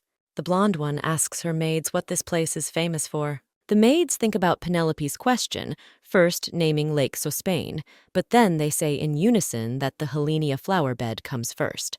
Velis explains that these flowers never fade, but open their petals exactly at noon. Vicky suggests they go look at the central garden right now. The Baron's daughter comes to the named place and sees in front of her a huge amount of incredibly beautiful flowers. Pepe notices that some of the flowers are very similar in color to His Majesty's hair and eyes. Velis says that from the gazebo, the Empress will have a beautiful view of the garden. The heroine looks around the garden with delight. Suddenly, Velis's expression changes to a frightened one, and she draws her sister's attention to the unexpected guest. Princess Jewel grins and tells Lady Zakalian that she didn't expect to see her here. Penelope looks at the girl in confusion, asking who she is. Her Highness greets the Empress, saying that she is the first princess of the state of Turan, Jules Turan. Although the blonde girl says that she is pleased to meet you, she notes to herself that the girl's manner of speech is not very friendly. Jewel turns his gaze to the twins and threateningly asks them if they were taught to say hello. The maids quickly bow to the princess, asking for forgiveness. Pepe looks at how the girls are shaking in front of Her Highness and remembers that she has already seen such a reaction. Jewel reproaches the Empress for not being familiar with the rules according to which the inappropriate behavior of the maids is her fault. Penelope tells Vicky and Velis that according to etiquette, until a person of higher rank speaks to you, you cannot start a conversation. Therefore, the Baron's daughter asks the girls what happened now. The fair-haired woman with an innocent face clarifies whether there is a status higher than the Empress, to which she receives the answer that, apart from the Emperor, then no. The heroine says that because the princess spoke so confidently, she doubted it. Jewel begins to shake out of anger at the Baron's daughter. However, Her Highness immediately tries to extinguish her anger in order to apologize to the Empress in a calm tone. Penelope says that all people make mistakes, but asks Princess Turan to be careful in future. The blonde woman warns the girl that if she behaves like this in public, everyone will point at her and think that she has not learned anything. The heroine smiles sweetly, saying that she personally deals with these maids, so it would be better if no one interferes in this matter. Jewel tries to respond with restraint, saying that she will take the Empress's words into account. The princess draws attention to herself by saying that she wanted to tell Penelope something. The girl reports that before the blonde appeared in the castle, she was the closest person to His Majesty. The heroine freezes in place upon hearing the black-haired woman's words. Jewel has no intention of letting a girl come out of nowhere take her man away. However, the next action unsettles the princess as Penelope begins to laugh. Her Highness says that if the blonde doesn't believe it, she can check for herself by seeing the dragon mark on the man's shoulder. The Baron's daughter says that she is not interested in this, and it is time for her to move on and look at the flowers. Dissatisfiedly looking after the black-haired girl, Pepe thinks that she has 40 years of experience in life, so this kind of thing does not bother her. The girl notices the glances of the twins, who enthusiastically say that the Empress is incomparable. Penelope asks the girls if the princess is really just visiting ordinary guests, since she said something about 10 years. Velis explains that after the war, Jewel became a hostage of this country, and she and His Majesty never had a relationship. The maids decide to distract the blonde from thoughts about the Princess of Turan, turning the topic to flowers. However, when Penelope looks at the plants, she realizes that contemplating them does not make her happy at all. After the excursion and visit to the garden, the heroine returns to the room tired.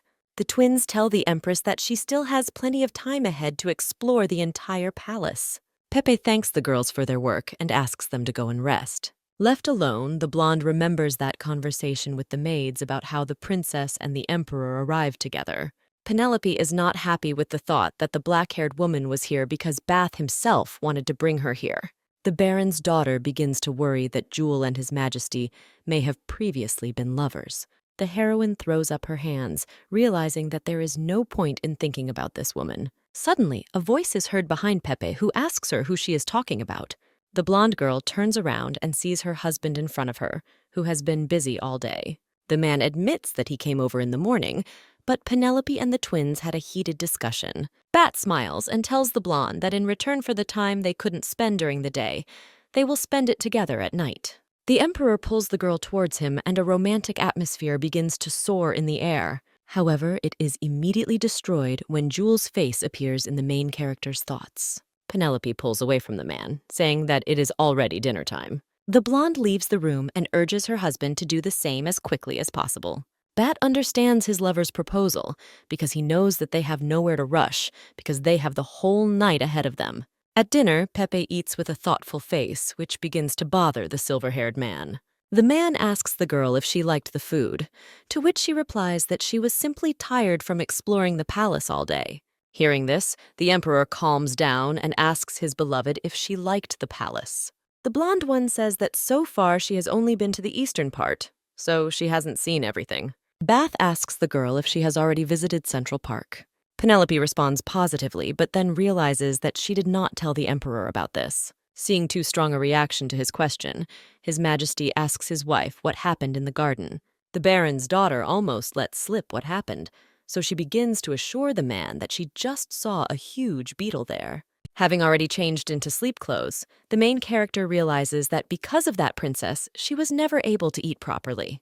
Blonde is unsure if she should ask His Majesty about Jewel, but she feels like it's a dangerous topic. Penelope buries her nose into the pillow and begins to hit the bed out of despair. The emperor has been watching his beloved's strange behavior all this time. Without saying anything, the man leans towards his wife and gently runs his hand over hers. The main character is embarrassed and tries to get out of bed under the pretext that she needs to take a shower. However, the blonde is stopped, saying that she doesn't need it. After this, Penelope tries to escape a couple more times, which ultimately doesn't work out well for her. Realizing that his lover has no more excuses, Bath begins to undress, taking off his robe. Before the kiss, Pepe closes her eyes, thinking that she is still not mentally ready. The emperor looks at the heroine and notices that she is tightly clutching her trembling hands. The man immediately pulls away, realizing that he was too hasty. Bat apologizes to his lover, saying that he was so glad that they got married that he completely forgot that she still did not open up to him enough. His Majesty strokes the blonde's cheek, saying that he will wait until she is ready. Penelope sincerely thanks the man for his understanding. However, the silver-haired man asks not to make him wait too long, as he is holding back with all his might. Putting on a robe, Bat turns his back to Pepe, and on her she notices the very dragon that Jewel was talking about. The main character asks the emperor what kind of sign is on his body. His Majesty says that all members of the Durman royal family have this mark. The fair-haired woman asks her husband if anyone saw this sign besides her, to which she receives the answer that practically no one. Penelope sits down next to the man and says that she really wants to drink yesterday's fruit tea. When the emperor asks what drink he is talking about, the girl explains that it was in a beautiful glass vase. Bath smiles, saying that it was not tea at all, an alcoholic drink made from Helenia flowers. Silverhair explains to Pepe that he left the wine because he had insomnia, but when he came at night, she had already drunk it. Finally, the heroine understands why her memories of the previous night are very vague, so she asks her husband if she did anything strange. The emperor grins, turns away from the girl, and says that he needs to think. The blonde girl notices the sly expression on her face and unsuccessfully asks what happened. Returning to her room, Princess Tirana breaks a vase of flowers. The girl is furious because the Empress has shown her in a bad light. Jewel remembers his brother's strange behavior, not understanding what happened to him then. The black-haired girl decides that she can no longer wait for Wilson to act, since she does not want to let 10 years of her life in Labatt go down the drain.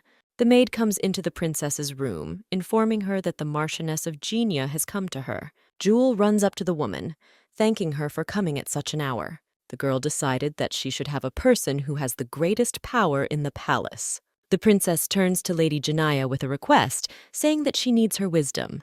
After some time, the women find themselves on the sofa, and the marquise notices that Her Highness looks slightly restless. Jewel sheds a tear and admits that he went to meet the Empress, and she made fun of her in front of everyone. Hearing this, the marquise is indignant that a simple daughter of some baron dared to do this to the princess. Her Highness tells the woman that there could be an embarrassment between them because for Penelope, she has been on His Majesty's side for a long time. Mrs. Genia doesn't understand how Jewel can be so understanding. The princess shares with the Marchioness that she is worried that it will be difficult for her to find a common language with the Empress because she already hates her. The woman tells the girl not to worry as she has a great idea. Hearing that the Marquise herself offered her help, a devious grin slips across Jewel's face. A teacher was invited to the main character to tell her about the legend of the Imperial Derman family, according to which he emerged from the union of the goddess Helen and the Golden Dragon. It is because of this union that the successors of the clan have silver hair and violet eyes, exactly like the goddess and the Golden Dragon mark.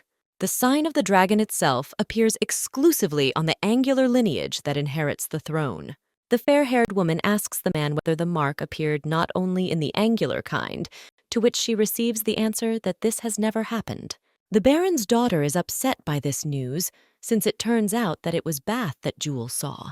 After class, the maids offer to bring the girl something to freshen up and leave the room. When Penelope is alone, she finally exhales after so much information.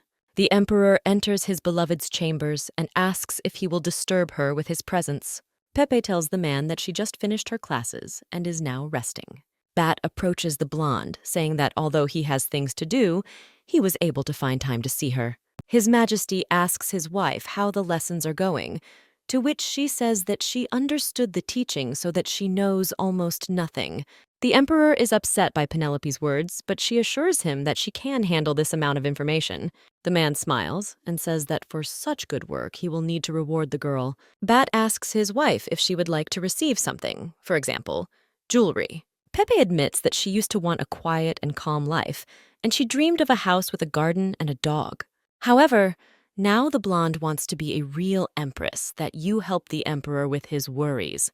The silver-haired man takes the main character's hands in his and says that he is very glad that she became his wife. The man promises Pepe that as her husband, he will try even harder. After this, the baron's daughter asks to honestly answer one of her questions. Blonde tells Bath that she recently met Princess Jewel in the central garden. The emperor's face darkens, and he asks his wife in a serious tone if that woman did anything to her.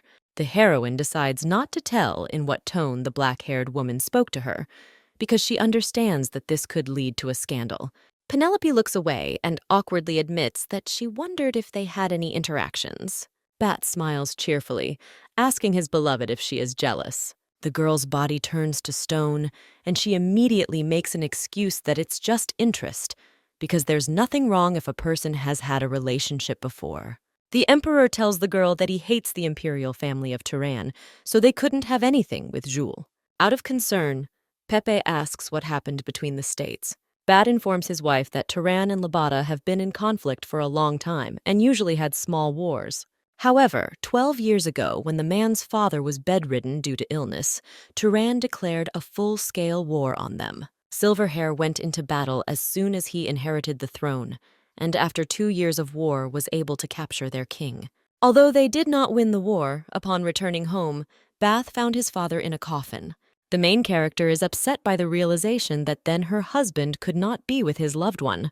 The emperor says that his father gave the order to keep his death secret so as not to undermine the spirit of the soldiers. However, the death of the past ruler is not the main reason why a man hates the state of Tehran. After the war, a wave of massacres took place across the continent, and this event was called the Color Massacre.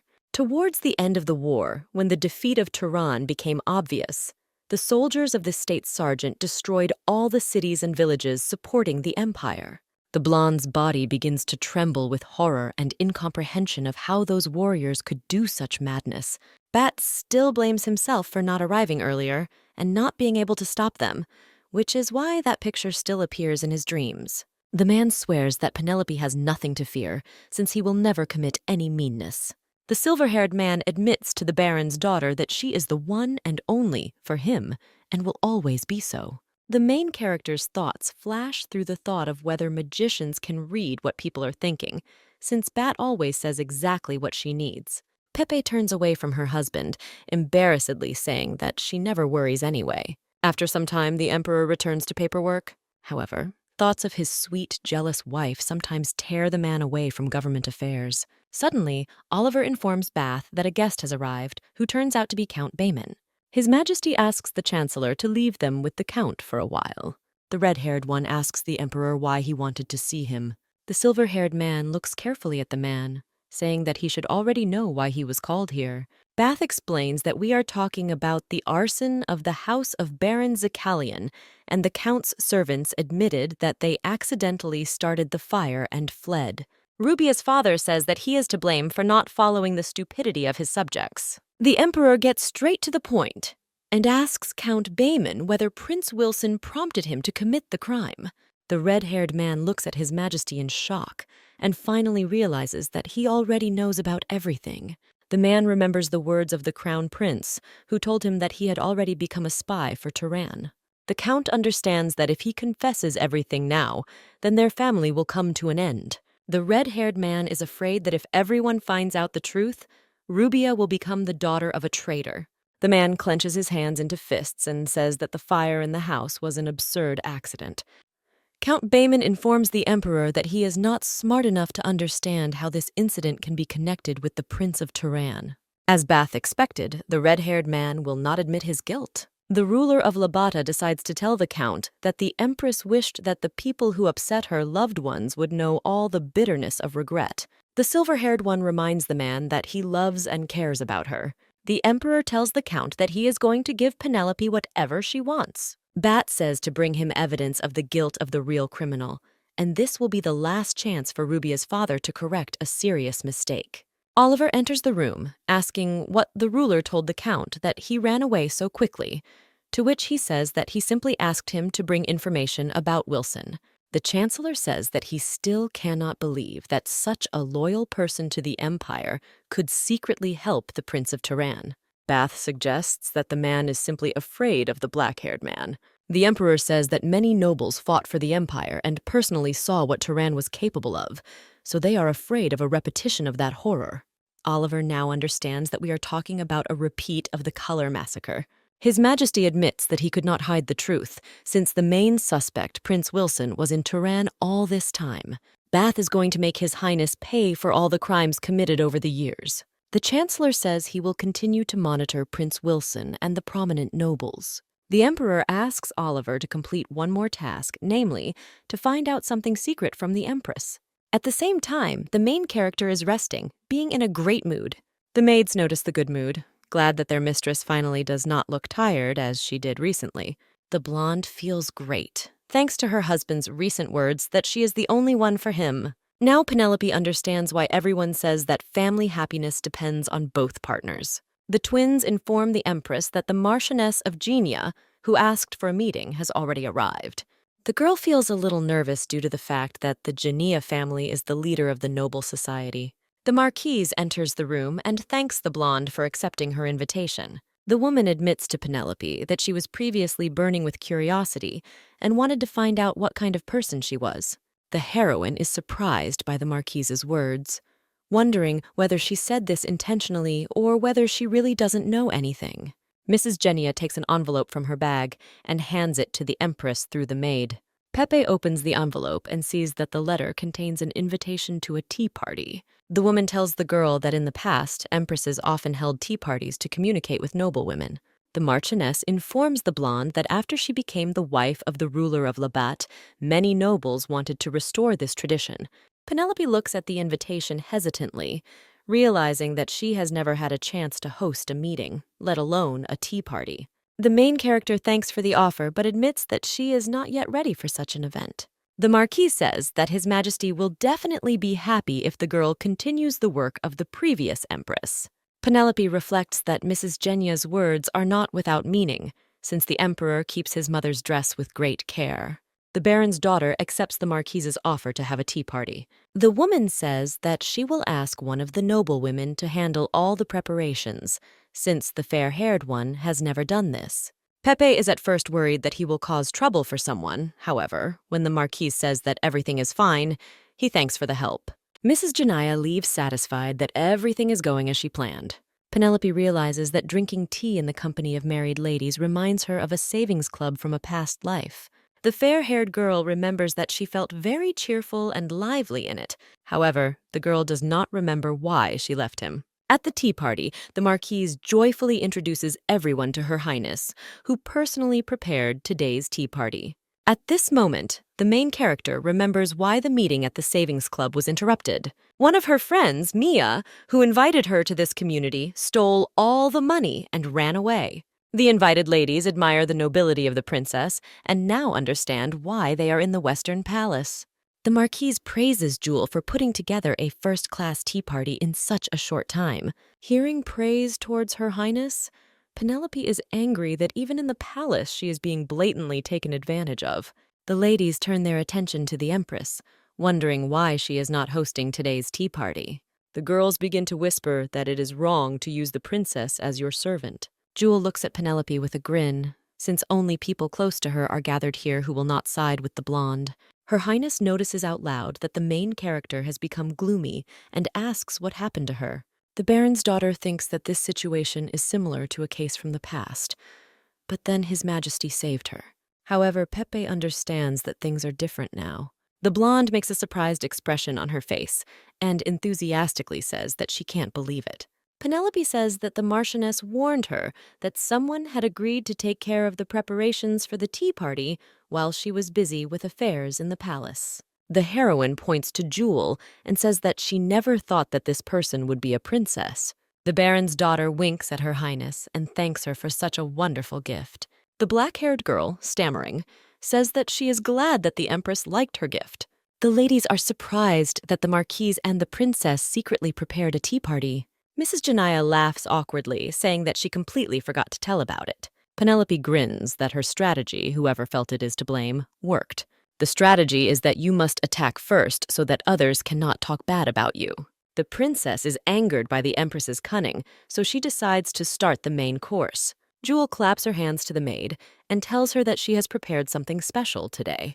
A tea set and tea leaves from the state of Turan appear on the table. Her Highness says she wants to introduce everyone to the culture of her homeland. Jewel pours tea but throws brown sugar into it, not white. The princess offers this cup to Penelope. In her heart, Her Highness rejoices that the fair-haired one will now forever lose her face like an empress. The main character's facial expression changes, and she looks in surprise into a cup of tea. Although it looked like a simple piece of sugar, it was not so simple inside.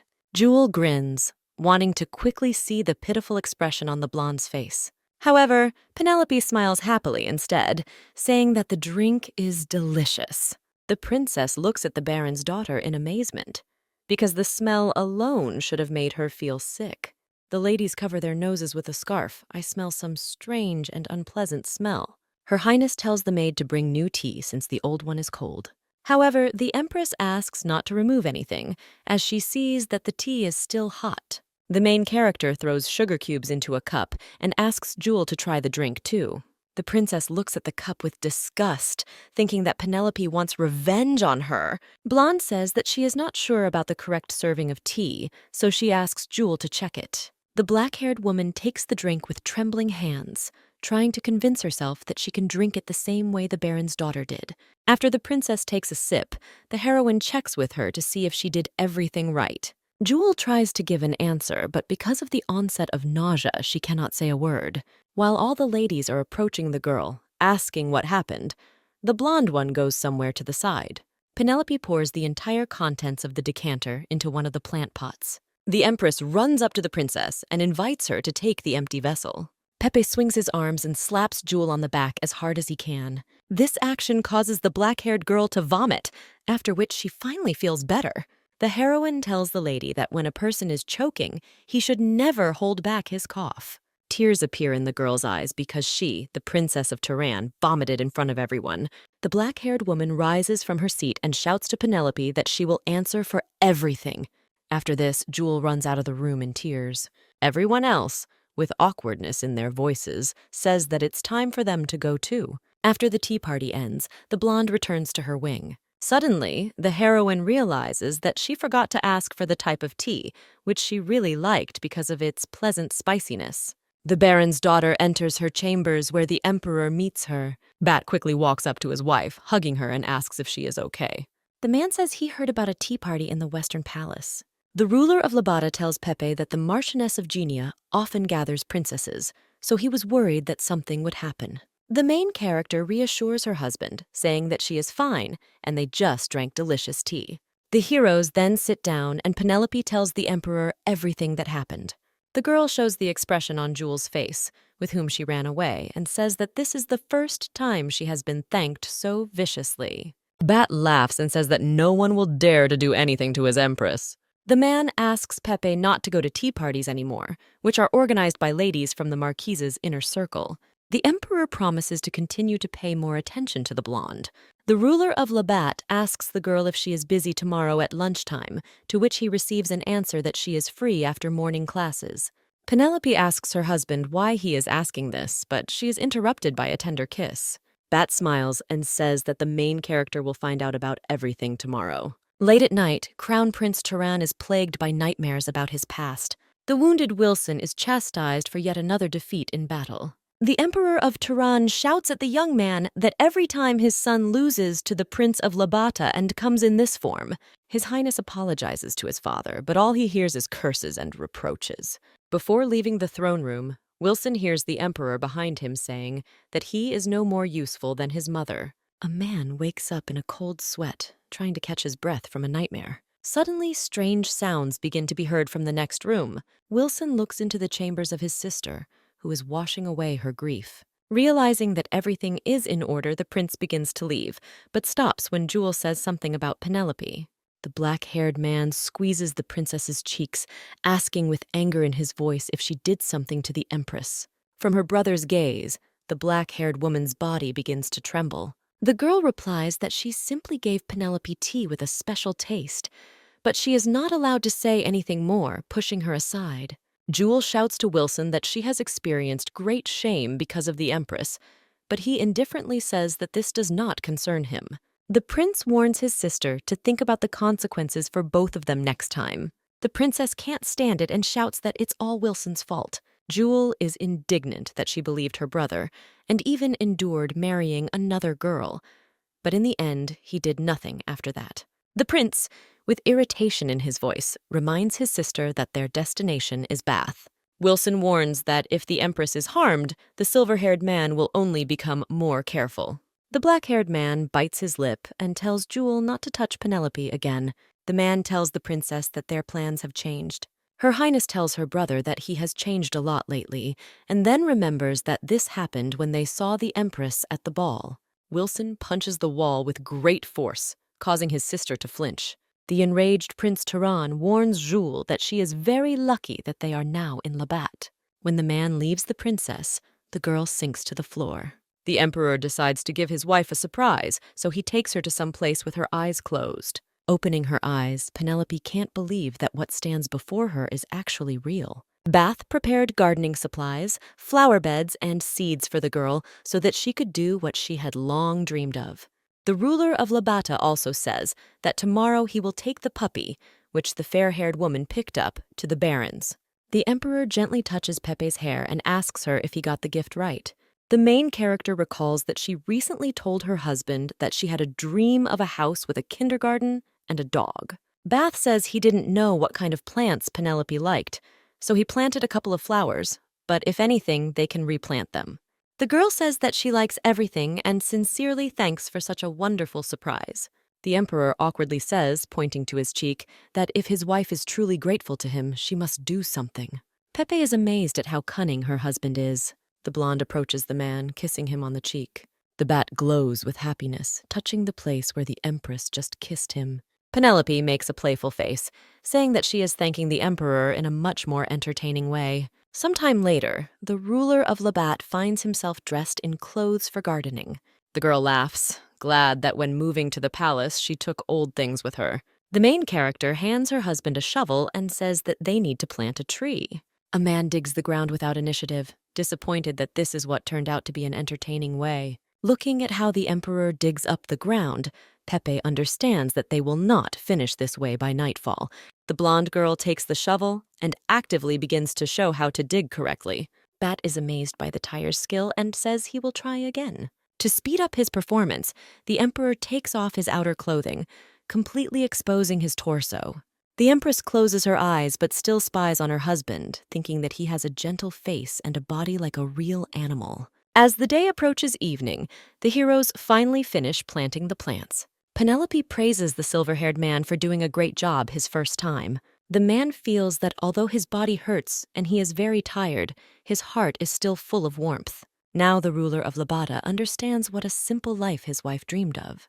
The blonde woman wipes the dirt off the emperor's face, and he decides to do the same for her. Bat takes the handkerchief from the girl. Their gazes intersect, and the heroes end this difficult but happy day with a kiss. However, suddenly the man pulls away and invites the main character to start a quiet life with just the two of them. His Majesty talks about a life where they can forget about the bitterness of war and the management of an empire.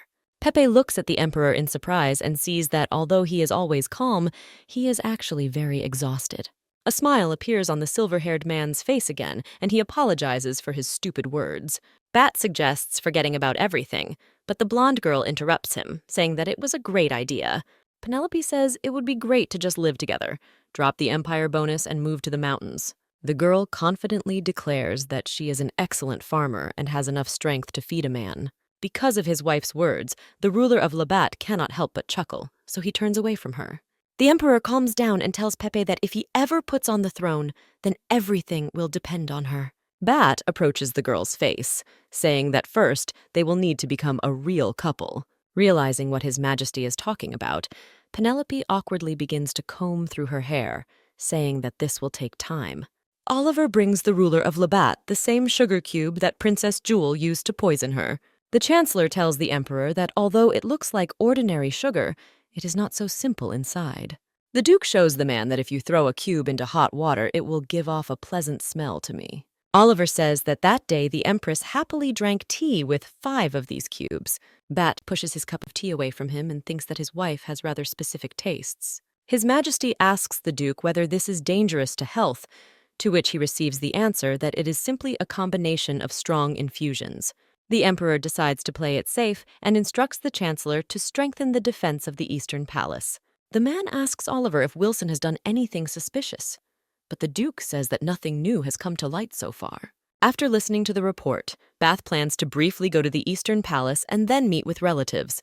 The Chancellor notes that His Majesty takes such care of the Empress that he even built her a kindergarten. A blush appears on the silver-haired man's face, and he says that he just wants to please Penelope. After the Emperor leaves, Mr. White comes to Oliver. The man says that he has something important to say about the Empress's activities. The main character walks restlessly around the room, as if she was really waiting for something. The blonde maid tells her that her guests have finally arrived. Penelope's whole family and her only friend Rubia came to see her. A puppy happily wagging its tail jumps into the girl's arms. The guests bow to the Empress, saying that meetings with her are part of them. The main character says that this is too formal a way to address her, so she asks to continue calling her Pepe. However, Farian says that this is simply unacceptable, and they cannot pronounce the name of the Empress as mere mortals. For this, Penelope hits her brother on the back, calling it punishment for insulting the imperial family. Everyone present is moved by this picture and begins to laugh. Blonde thanks Farian for being able to defuse the situation. Pepe approaches her friend and asks what her relationship with her father is like now.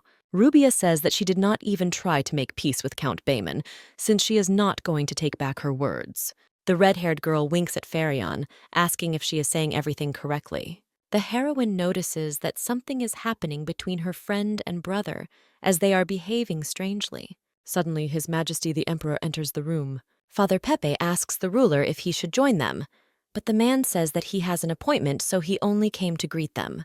Bat turns his attention to the puppy sitting in Penelope's arms. Noticing that they are looking at him, Mary begins to look at the silver-haired man with a grin. The Emperor approaches his wife and kisses her on the cheek, after which he offers to see her a little later. Farion begins to make fun of his sister, for which they begin to squeeze his elbow tightly. While the heroine is distracted by her brother, Mary jumps from her arms. The puppy runs up to the door and looks at it carefully for a long time. Sometime later, the fair-haired woman sits outdoors with her family over a cup of tea. The girl's mother asks her daughter how I live here, to which she replies that although I did a lot, everyone is very kind to her.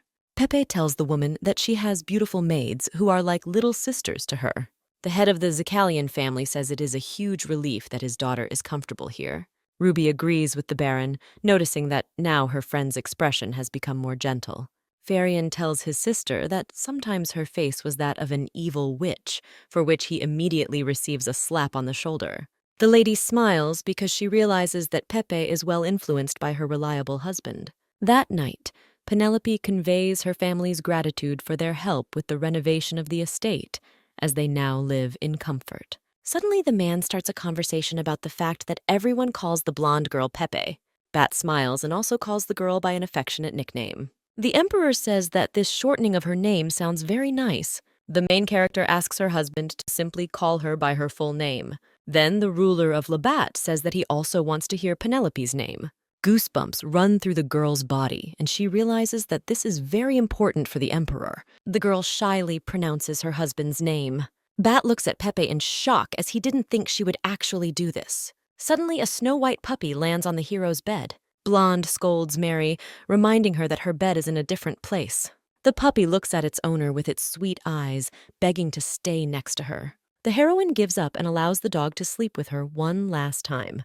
The Emperor is indignant about this, but eyes of blinding beauty immediately turn to him, so he quickly gives up. A man goes to bed, but instead of his wife's face, he sees only a dog's butt. Bat blocks this view, which is why the puppy begins to growl at him.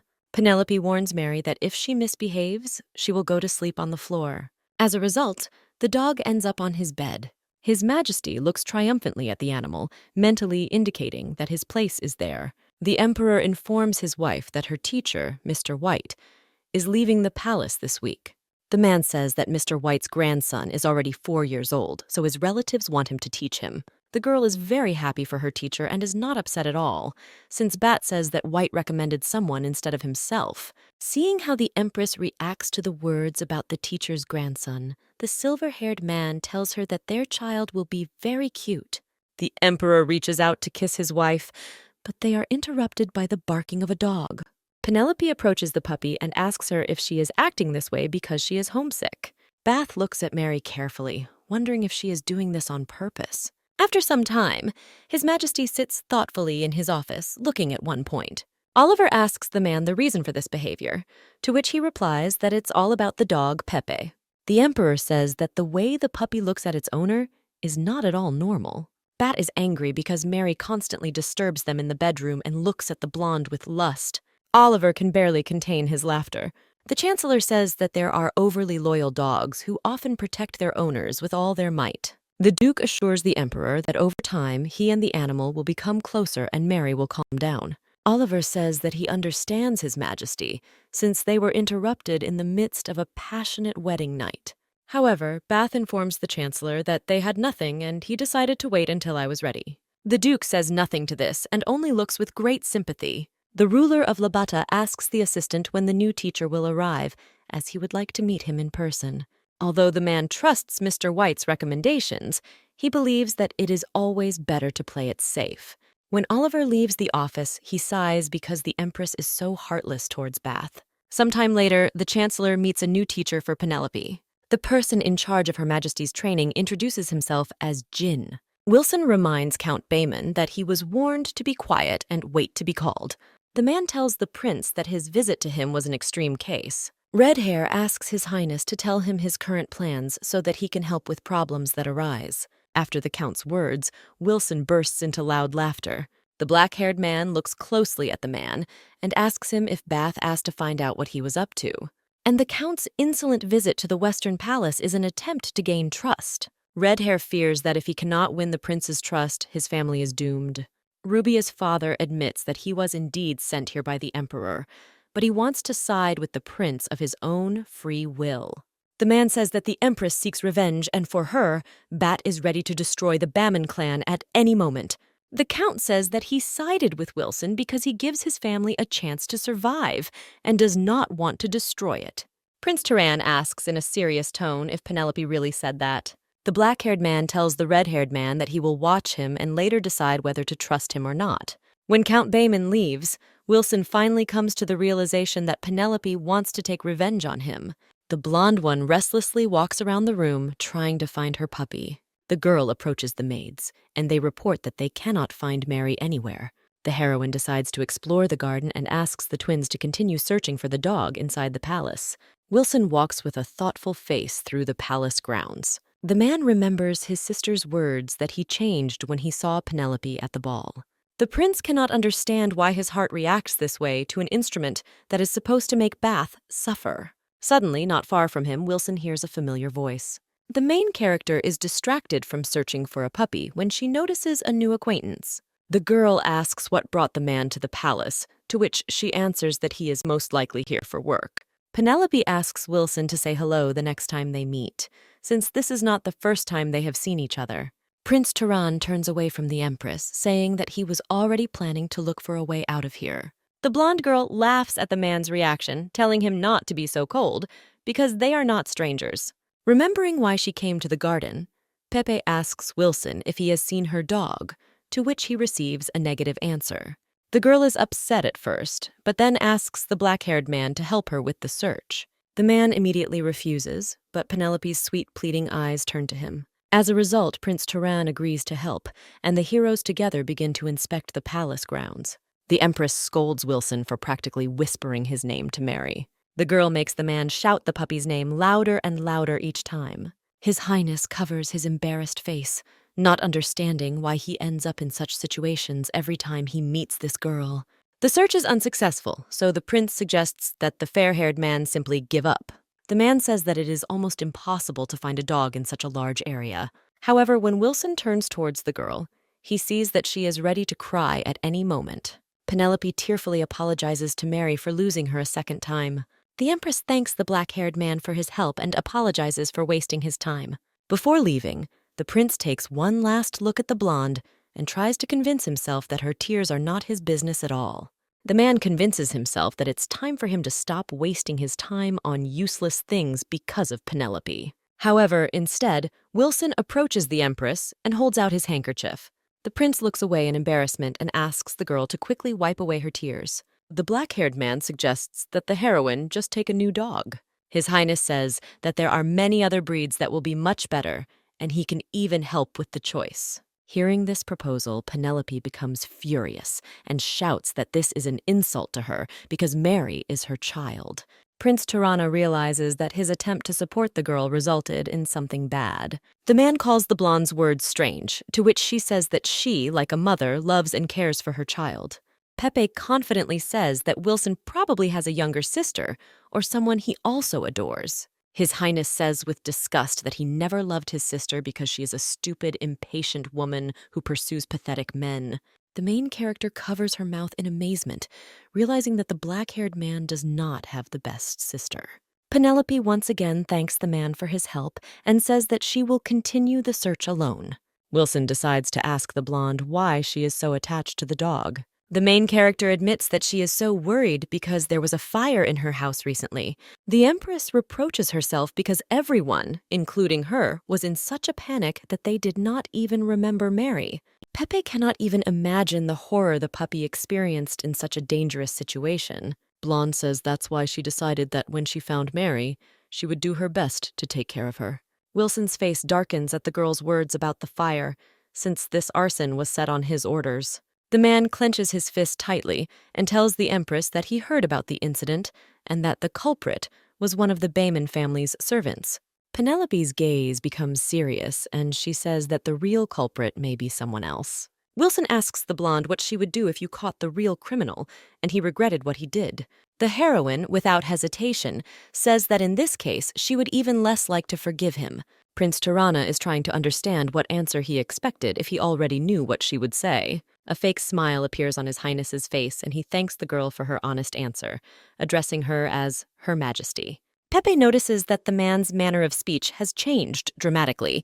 Wilson wishes him luck in his search and is about to leave, but the blonde asks him to stay. Suddenly, Vicky calls the heroine, telling her the good news that they have found Mary. Penelope begins to glow with happiness and shouts to the maid that she will come down to her now. The Empress realizes that she never gave up the handkerchief and is about to do so, but there is no one behind her. Wilson now realizes he has nothing left to hold on to, so he's going to just stick with his plan. After some time, the girl sits in her room and finally realizes that she doesn't even know the name of that man.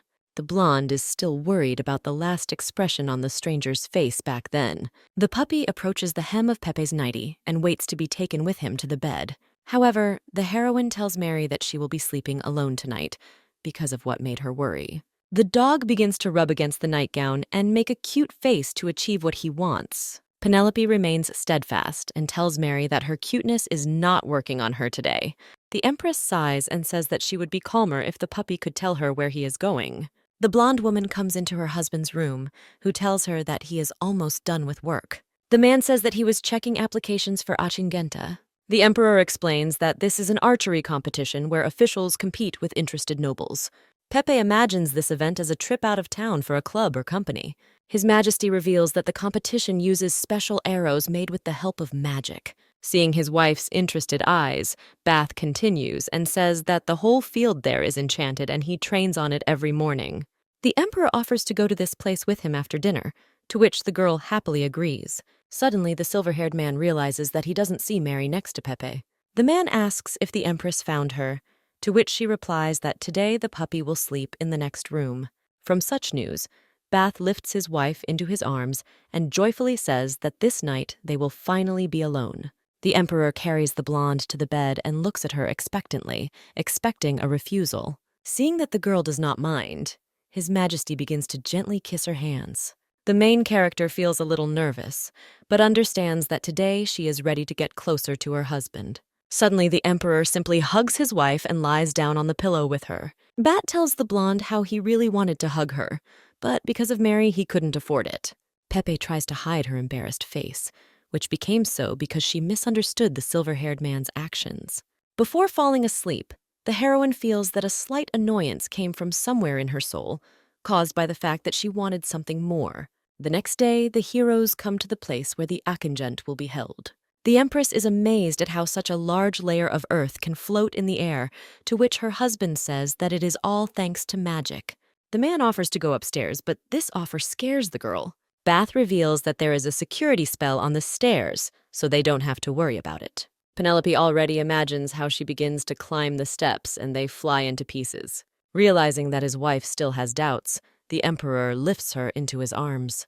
When the heroes finally reach the very top, a landscape of amazing beauty appears before the main character.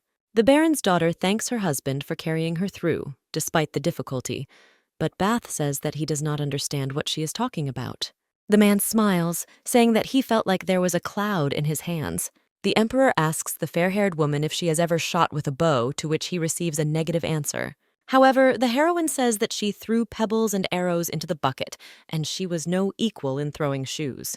This answer amazes His Majesty, and he thinks that the girl also excelled at riding bags on the grass. The blonde girl looks around in search of targets, since they don't see them at the shooting range. At the same moment, a magic bow appears in the Emperor's hands, the arrows of which hit the target directly. Silver-haired tells his wife that the whole site is enchanted and targets with arrows appear thanks to magic. The man invites the girl to try to shoot, but she just can't control the bowstring. His Majesty helps the Empress get into the right position and shows how to properly control the arrow. Bat is so close to the heroine that she can feel his breath right next to her ear. Penelope focuses on the Emperor's instructions, waiting for the arrowhead to line up with the target. The blonde's shot hits the center of the target the first time. The ruler of Labatt praises his wife for her excellent accuracy, saying that it is usually very difficult for beginners to hit the bullseye. Pepe looks at the targets enthusiastically and says he wants to shoot again. Bat thinks that if he knew that his wife would like archery so much, he would immediately bring her here. The next moment, the Emperor again hears the joyful cries of the fair-haired woman who again hit the bull's eye. His Majesty's face changes when the Empress manages to get into the center again. After some time, the heroes sit down on a bench and say that they are very glad that they were able to have fun and stretch their legs. Bat says that he is happy that Pepe was satisfied, and at the same time, he thinks that she hit the target 7 times out of 10. The silver-haired man, in a serious tone, asks the girl if she would like to lead the detachment, to which she laughs and says that it was only thanks to her husband that she managed to shoot well. The Emperor confidently says that his wife is very talented, and if she had participated in Achingenta, she could even have won. The main character suggests that she inherited muscle memory from her past life, since many people there were excellent at handling weapons. Bat looks at the fair-haired woman in fear, not understanding in what terrible place she spent her past life. The man takes the girl's hands in his and swears that he will do everything possible to make her happy. Mary, hoping that I will open the door for her, scratches it. Realizing that this will not happen, the puppy turns around and notices something. The dog sees a snow-white robe in front of him. Mary pulls it with her teeth and it falls, completely covering her. However, the next moment, the person responsible for Her Majesty's training, Jin, appears in the place of the puppy. Oliver brings applications for participation in Achingenta to the Emperor's office. The Chancellor says that since this is the first large-scale event after the Bath wedding, there are more people than usual. The ruler of Labatt asks the Duke to bring in more men for security so that no accidents occur.